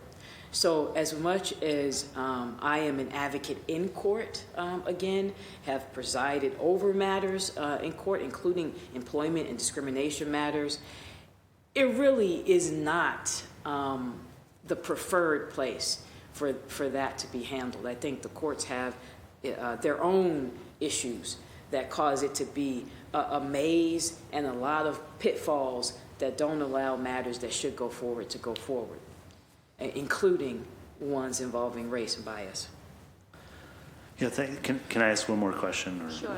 Yeah, I mean, I think especially now we're going to rely, too much on our judges to be like sort of the last barrier to, tyranny essentially, and just so people can do the right thing. And but I guess so. Talking about these cases, it made me think, Larry, about not just the current police commissioner and past police commissioners, but like we had our lieutenant exam case, and we filed it, and Brian Latson suspended. This is after we filed it. Bruce Smith suspended, and people felt like they were being targeted because of their advocacy. Sandy Woodley as well. Yeah, and we heard about Officer Lopes not get a delay in his promotion. Happens to be the head of MAMLEO. I mean, so is there any? And so this is not just this is something that's not just happening right now. This happened under Evans, under Davis, other police commissioners. I mean, can you talk about that? And are there other stories that you have about people who spoke up and then, it's not exactly encouraged, or it's the reverse? It's actually, thank you for bringing that up, Counselor. It's actually to send a message, right? I think Mamleo, having been the former president, you just outlined Eddie Christman is a former president. He preceded me. He preceded me. Jeff Lopes was the current president of Mamleo. I don't think there's been a president in the history of Mamleo since 1968 has not received some type of scrutiny that they don't deserve just for being the president, the head of an organization, defending the rights of others, right? And as you alluded to, as you have been involved in some of these cases as a judge, these cases take an enormous amount of time, right? The hair test took almost 20 years. The promotional exam, 15 plus years. So these things, like you said, people have died, retired, are no longer here. So they take a wear and tear also on the individuals, right? This is an emotion. It's not just them, it's their families, I think, that don't get enough attention to what they're going through. This affects their home life as well. So you're right, there is more attention paid to officers of color when you bring suit against the police department, that somehow you're not deserving. You should just be satisfied of having a position there. And then if you stand up for yourself, you will pay a price. And like I said earlier, if you're here long enough, you will get a turn. Yeah, can I just ask one quick follow-up to that? Absolutely. Well, and I think what we've seen is, you're on the list, but, maybe you have some paperwork issue, or you did too many details or something like that. But then, I think you were talking about some people got promoted even though they have civil rights violations, misconduct, especially after the Stewart murders or something like that, who climbed the ladder with that. I mean, is that something? Well, actually, yeah, you're right, Counselor. So in some cases, right, they'll have a case open on an individual, and if that person is in favor, that case will be expeditiously closed and dealt with so that doesn't delay their promotion. And in some cases we spoke to it last night, we have a black female lieutenant now who has had a matter open, should be a lieutenant today, that has not been promoted, a matter that should have been resolved years ago, but that is left open, in my opinion, to delay, because we can't promote them because they have open case. And then we have people who've had matters and within days the matter's resolved, so it doesn't hold back their promotion. So. Okay, thanks a lot. It's just, in terms of the different, we're talking about information, talking to Attorney Hall, trying to figure out what information, who has open cases, who's on the list, who doesn't get, those kinds of things. It's kind of hard to know exactly what the right questions to ask are and where that data would even be. But thanks a lot. I appreciate seeing you again, Larry. Likewise. Yeah. I think we have an opportunity, right? It's all in how we choose to seize this moment. So if there's specific questions that we have about data, we have a tool called 17F, which forces the administration within 7 days to provide us with information. So I am going to invoke that tool that we have to utilize this opportunity to get some of the information that we've been asking for. Because the same way we have tools and protocols, policies, and procedures and laws that maintain the status quo, we can use those same tools, protocols, policies, and procedures to dismantle bad behavior, right? So I think that we can use the master's tools to handle the situation. And so let's go with that 17F and let's figure out what questions we need to get, and let's do the work of the people. I think that Councilor Weber, in your leadership specifically in working alongside Mamleo, you are well suited to really help me, because I'm not a lawyer, I'm an activist first, but we can work together on identifying some ways that we can really bring to light a lot of these things. So I look forward to working alongside you in that way to get the questions asked, if you're willing to be a good troublemaker, which I know you are. Absolutely, Chair. Thanks. Yeah. And so it's an invitation for that good trouble to happen, right? I know that we have a few more folks signed up, but I do have a question because what it sounds like to me, and I also want to acknowledge that Councilor Flynn and Councilor Murphy have been utilizing their platform and tools to give light to the Eddie Crispin situation, even though we weren't allowed to unpack it in this hearing. The reason why we're having this hearing was because Councilor Flynn filed a resolution that we were not allowed to vote on. So I just want to thank you and acknowledge you both for your fierce advocacy in this space. Now, and this is a legal question, and I think that it would be really helpful for us to get things on the record because people pick and choose how they want to interpret the law. And I think that that's where we get caught up. And it would be really helpful. Could I still call you judge? You may. Okay. Because I want to make sure that, I know I still call Councilor Yancey counselor, even though he's no longer in the chamber, so judge. Can you please explain to us the process that employees must go through if they believe they've been unfairly treated during the hiring, firing, and promotional practices? Basically, it would be helpful for us to understand what the process looks like so that the public can understand how accessible and transparent this process is for average workers. Because I think that there are a lot of people who file suit, but what we don't know, it really is like the workings of that. Can you, from when it gets to your to your court, what does that look like? So you mean not police officers, but just average in general, workers? Average workers, sure. Yeah. Massachusetts, like most states, one thing to note is that employment issues are so prevalent. Being about a year out from the bench and having restarted my own practice, I would say probably 80% of the people who contact me, it's about employment matters. And that's been surprising to me.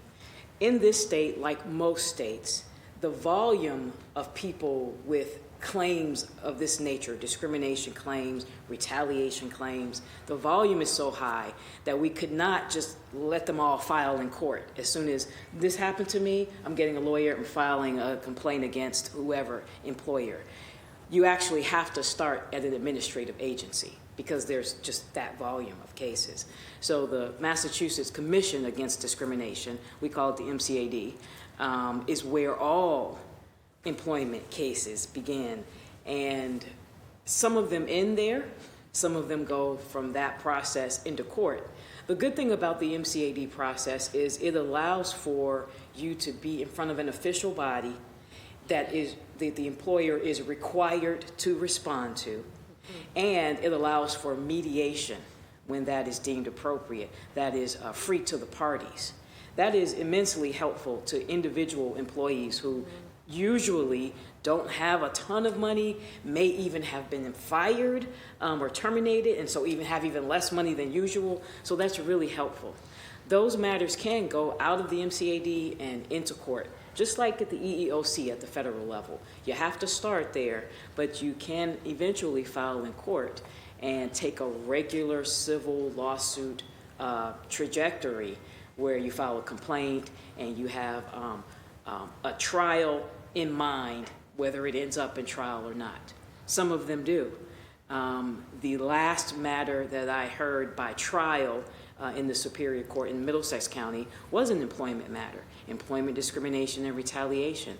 And actually, after a jury trial, returned, I think, the largest verdict against a school for discrimination and retaliation.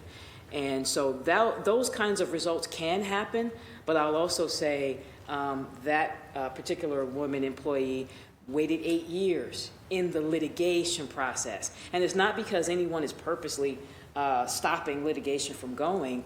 It is just the nature of civil litigation. It is long and protracted and dramatic, and the pandemic increased the wait time for things to go to trial.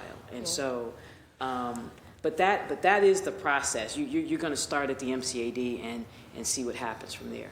And a large majority of the cases get resolved in that process. Thank you for that. If I could just add to what the judge is saying, because a lot of those cases start internally as well. Those could be done expeditiously, right? That they're filed by another employee or a supervisor. Those things should not take as long and should be resolved a lot faster than they are, but they're held open a lot of times to delay people from being able to be promoted. Yeah. So, because what I'm struggling with is, and Larry, you said that every single, well, the majority of the presidents of Mamleo have taken their turn, right? So if there's a pattern, like, you know, when you're in an abusive relationship, like you hit me, you're gonna hit me, you know, most likely you're gonna do it again. Right. So what I'm struggling with to understand, if the city of Boston has a pattern of targeted, it seems like targeted discriminatory or retaliative practices, at what point, right, whether it be through the legal, like at what point do we fix the problem? Because like if it's happening historically, when do we, what can we do? Is it something that we need to do in the council? Is it something that the law, how can we fix it? Well, I think, you know, and I'm not sure if the council has the power, but I think it should be looked into, right? Is that Mamleo's presidents are not a part, Mamleo is not a union, right? We are, we advocate for our members, right? But we advocate, a lot of times, we represent more people than some of the unions of the police department, but we don't have the same protections. We don't have the same release time to deal with those matters. We still, all of us who hold those positions are still working full-time for the police department, where the president of the Patrolman Association, detectives, superior officers, their full-time job is dealing with those issues. And we're dealing with a lot of times more issues than them. So if there was some carve-out for the president of Mamleo to have that same release time, that same flexibility to deal with these matters without the recourse and the protections that these unions have, that would be extremely helpful. I don't know, Councilor Weber, if we could do that, but I think you'll look into it because you're a lawyer, you'll figure it out. But I think if we could help y'all do that, I think we should figure out how we can support you. But again, I'm saying this knowing that I don't know what I don't know. I'm not a lawyer. I don't want to get myself into any trouble. Everybody who's listening, I'm being honest, I don't know. But I do think that there is an opportunity for us on the council to figure out how do we work in partnership with Mamleo, and how do we, within the constructs of what we have jurisdiction, how we can help support the situation. I know it's union and they're non-union, but something worth considering, exploring at the very least. I know the judge might have some ideas, but yeah, you know, unfortunately, I'm sitting here thinking, oftentimes when the problem is so widespread and there's no sort of way to deal with it effectively at the local level, cities, individual cities, counties, states do ask the Department of Justice to investigate certain agencies and departments. Of course, as I'm sitting here, I'm going, we're not going to be able to rely on the feds, I don't think, for at least a few years on that. But that is one other way when you have things like consent decrees. You know, when I came to the city of Boston, I was intent on being a firefighter and a lawyer. I don't know how that was going to work, but you know, I took the firefighter exam, and at that time, we were under a consent decree. And I'm not sure the status of it now, but fire departments, police departments, that's how those things come about.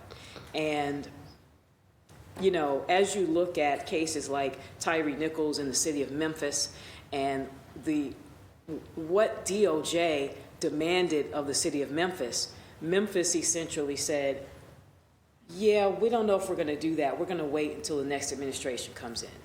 And now all of those demands and decrees are on hold. Okay. So that's not what anybody wants to hear, but I think we do have to think about being creative and looking elsewhere other than the federal government for that oversight, because I just don't see that happening during this administration.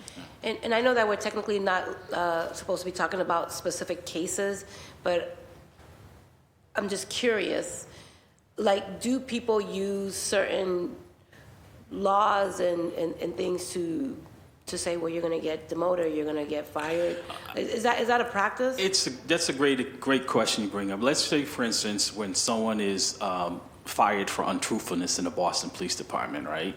Depending on who you are, it's the same rule, same chapter and section. For me, it's untruthfulness, and the only option is termination.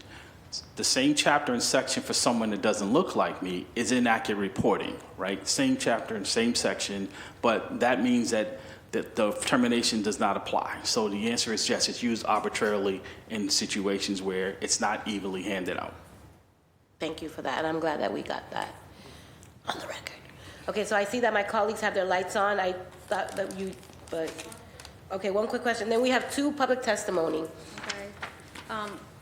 Larry, if you could maybe explain when you talked about Mamleo and, their legal and, what they actually are, could you compare it to like JEGO Boston also? I know the acronyms are different and their support is, around making sure they pass the test and the athletic part, to me, I see their group also as another great support group to our minority officers. They're fantastic, but I think I look at it as Mamleo is that tree. It's been around since 1968. It's got its roots, it's grown. And we have JAGO, we have an Asian organization, we have a Cape Verdean organization, we now have a Haitian organization. And those are all on the umbrella. They don't do exactly the same work, and that's not to discredit them, but they don't do the advocacy in the way that Mamleo does, because Mamleo's, and I'm proud of that, that's one of the things I'm most proud of, it is such a diverse culture there, right? It doesn't just deal with one particular group of individuals. We have Cape Verdean officers who may be part of the Cape Verdean Association, but they're also members of Mamleo. And Mamleo has in-house attorneys. We have great attorneys like Ben Weber was with his firm, as well as Sophia Hall from the Civil Rights Organization. So we're usually the ones that all that gets funneled into when it gets a little bit more difficult to deal with, right? And they're helping getting people ready for the exams. They're helping people get ready physically, and that's a great attribute. But Mamleo has been tasked with a lot of the work that no one else wants to do. Awesome. Thank you. That's helpful. The sausage making. Yeah, thank you. Yes. Thank you, Madam Chair, and I just have a quick comment to Larry, and again, I want to say thank you to Larry for the important work you're doing, and just want to highlight to my colleagues, when I was starting out on the council and throughout my years in the council, Andrea Campbell was the city councilor as well, and she was chair of public safety. And she really challenged the Boston Police many times on so many issues, whether I agreed with Councilor Campbell or disagreed with her. But she was very active in holding the Boston Police accountable on so many issues. And I think that's what you're doing here as well, Councilor Mejia, is you're also working to ensure that our leaders in the city hear from and are respected, that our rank and file members of the Boston Police or any other public safety agency, communities of color, but you've really been a champion for those workers. So I want to acknowledge the important work you are doing, Councilor Mejia, and just say thank you, because I know the city needs a leader that represents workers like you. Thank you. See how nice Councilor Flynn be towards me? Thank you, Councilor Flynn. I appreciate that. And I think that Jean-Claude talked about being a public servant, and that's what we are, right? We're here to serve the public. Like, we're called elected officials, but the real title is public servant. Like, that's what our role is. I think that Larry is really, first of all, and I'm gonna look to Megan, who will probably tell me I can't do this, but I'm gonna ask if I can. Maybe Councilor Weber might know because he's a lawyer. But I would like to offer Eddie an opportunity to speak if you choose to. Okay, now watch it go viral that I broke the law, but whatever, I don't care. Just want to give you've been here. Okay, so I'm gonna go. We have 2 more people to speak, and I'd love to give you all an opportunity to, if you have closing remarks, yes, to use this microphone to do that. While you think about your closing remarks, we're going to take 2 more public testimony. We have Mr. Binga and Susan Reed. You have 2 minutes each to speak, and you can go And as you come down, I just wanted to just note that in the issue of the law, it's all how you interpret it. And I also think it's important, that's why transparency and leadership really matters, right? Because whoever is proceeding over a hearing or whoever is the lawyer or the administration, they're going to read the law as it benefits them. And I think that's why it's important to have consistency and have a real clear definition about what it means when we're talking about certain issues. So, Mr. Binga, without further ado, you have 2 minutes. Good afternoon. My name is Shaun Bayanji Dabinga. I'm the founding artistic director of Origination Cultural Arts Center, and I've been running it for 33 years. And I am a big fan of Eddie Crispin. So many years ago, when there was this uprising of police brutality, and our black men and women and boys and girls were being murdered, my daughter wanted to have a conversation with law enforcement because they were scared. And so Sergeant Janine Busby created this platform for my daughter and her friends to have a conversation, and Eddie was part of that conversation. They were petrified, they were nervous, they were angry, and by the end of that conversation, it was beautiful to see them in a corner having a conversation with Eddie Crispin and other members of law enforcement. He's the son of 2 immigrants who I know are extremely proud of the work he's been doing. He is a dad, a brother, a cousin, a father, a teacher, a mentor. He reads to children. He dances with seniors and feeds them. He leads bias workshops to teenagers. Young people look up to him, and so do older people. So it's important for us as a black community to have someone like Eddie Crispin who stands 10 toes down, right, and is honest, is upholding, right, and doesn't bow down to people. It's important for our black and brown boys to have someone in his position that they can look up to and attain to that. So I want to just stand here and say that I appreciate everything that you do for our community. I appreciate everything you do for people outside of our community, because he's also an Uber. He picks people up, drops people off. He does a whole lot more than his job description. And so I want to make sure we're really, really clear that although there couldn't be, the hundreds and thousands of Haitians that would have been lining up in here, we're speaking for them. He is a stand-up human being, a stand-up black man, and a stand-up Haitian man. And I truly, truly hope that justice is served and the person that should be, held accountable for his actions is pulled to justice. So thank you. Thank you. Well, Mr. Binga, you just took everything I was going to say. Eddie, your parents did the right thing with you. You did exactly what your parents wanted to do. They're what they prayed for. You can make, there's choices we can make, but you chose the right choice. You're a stand-up, you're a good and faithful servant. Okay, you're a man of God, and nobody can take that away from you. All right, God positions you for everything that you are going to get. You deserve the best because you do the best. And in this department, they need more black men like you. They need that integrity, that fearlessness. There's plenty of men in this department that are like you, but Eddie, you are on trial, and you are there, and you are going to be the one that's going to set the tone. All right, so we are there for you. All right, I'm not an eloquent speaker, and your honor, I give it to you. Thank you for being who you are. Thank you, I appreciate you. And Larry, and I was under Dr. Flynn. Ray Flynn was one of my bosses, and I voted for you. I didn't even know who you were, just because of your name. But I live in Roxbury. My name is Susan Reed. I've been on the Boston Police Department, and I came on in '82. I was one of the oldest officers here until I got canceled out by my pioneer over there. And he calls us young warriors. But Eddie, you do the right thing. You make the police department proud. You make us black women proud. And the gentlemen in here, you make us proud and get emotional. But I too, my grandparents are from Barbados, and I too understand what the flight that you have to make. All right, so stay encouraged and don't give up. You're a good and faithful servant. I appreciate you. Appreciate you. God bless you. Thank you. Thank you. Thank you. Thank you. Ms. Williams, you have the floor. Thank you.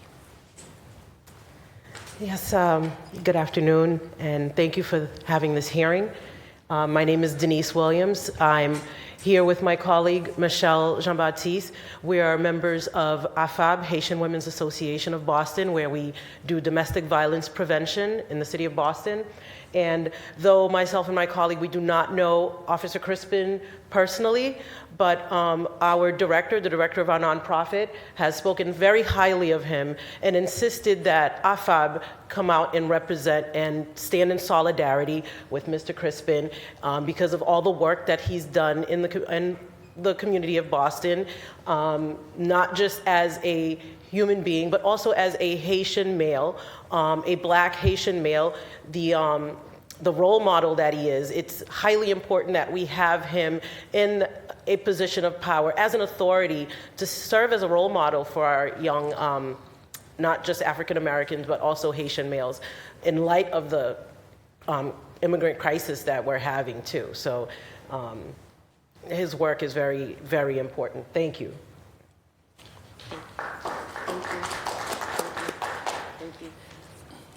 For those who are just, people are virtual, or if you did come here in support and want to say something, there is a sheet. Just want to make sure there is a process. So if y'all want to say something, if I don't call you, it's not because I didn't want to, it's because your name was not here. Oh, no virtual? Okay, I just want to make sure that we're good. I'd like to give my colleagues, because you all are colleagues, an opportunity to have some closing remarks and, really center us in your call to action and what we should be doing. It would be really helpful to get that on the record. Sure. Thank you, Your Honor. It's the first time the judges let me go first. First of all, thank you for holding this hearing, Councilor Mejia, and to your colleagues who took the time out to stay and listen to this in this most important matter.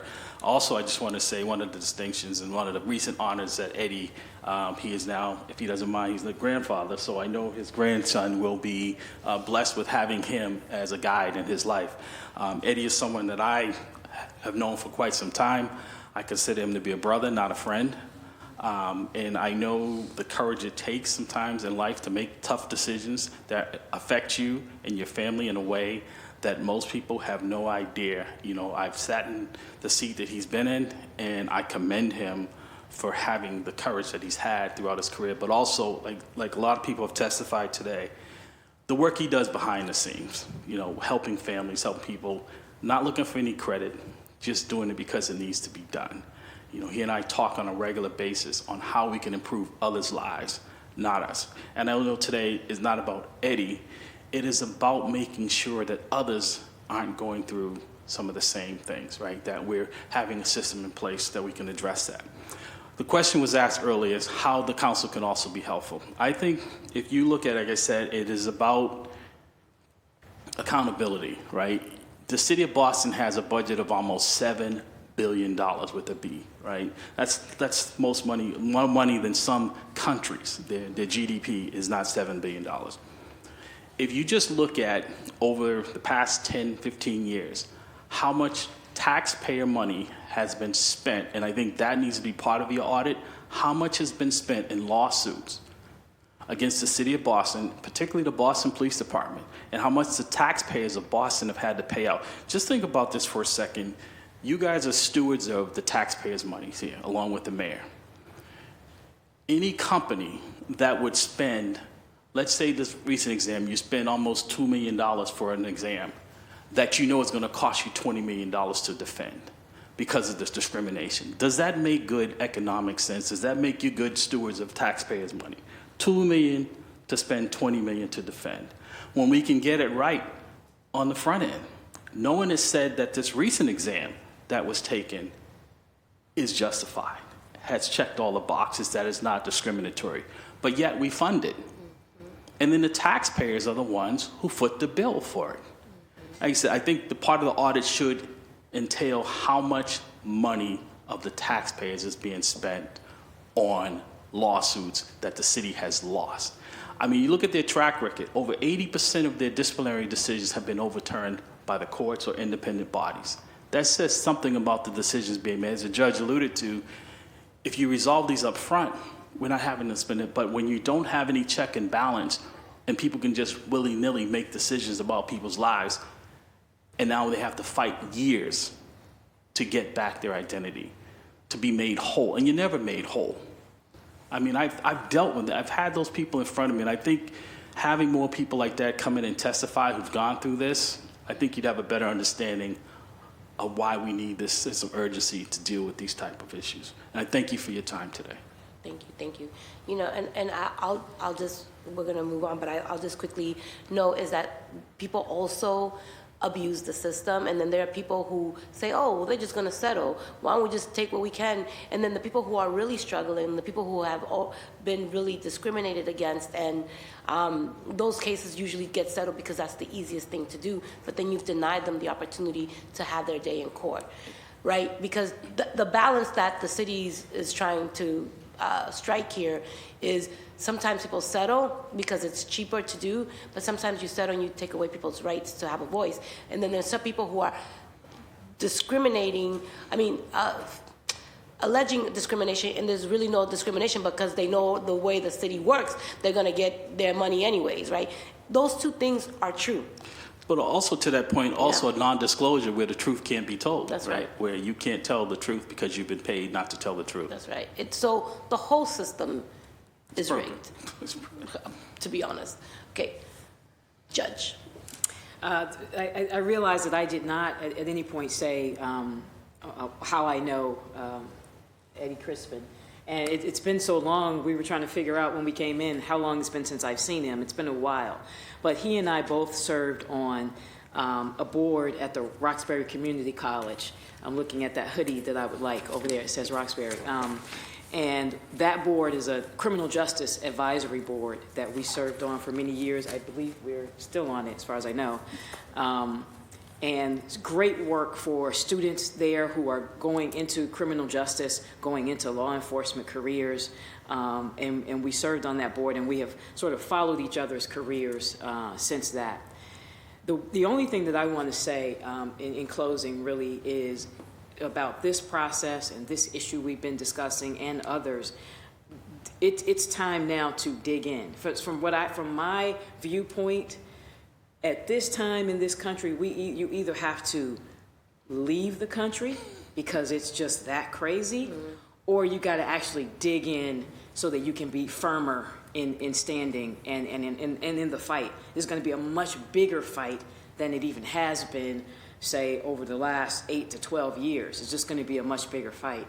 And personally, I'm still weighing those options, but I much prefer digging in. And one place is going to be behind Eddie Crispin, digging in.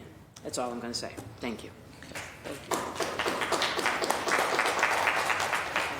Yeah, technically you're not supposed to, even this, you know how uncomfortable it is to have even this? I know the judges got to wear, but even this is traumatic. Like, this is what they use to keep us in check. And as a city councilor at large who has to share these type of hearings, I really hate the fact that I have to do this, because this is not justice, and this is not how we should be conducting ourselves in a chamber that is paid for by the people, by utilizing a gavel that keeps people in check. And I say that while I hold it because it is one of the most, in the last 4 years, I have learned so much about politics and processes. And as a community organizer first, I struggle with leading in this environment because it goes against my values and my heart. And so I hate this gavel. And I love my job at the same time. So your inquiry about staying in this country or digging in, I'm going to choose to dig in no matter how uncomfortable it is, because I know that my voice in this chamber is not only needed in this moment in time, but it is about what's giving people hope to not lose sight of the fact that the real power lies still within the people that put us in these seats. And so we have to recognize our power, and we have to utilize it in ways that this moment is calling for. So I'm going to encourage everyone who is listening in to recognize that we are not going to go anywhere. And if by any reason they try to take us out, we all have to rally together, because that is what courage is all about. And with that, unless there's anyone else who wants to say anything else, this, whatever this was, hearing is adjourned. Thank you.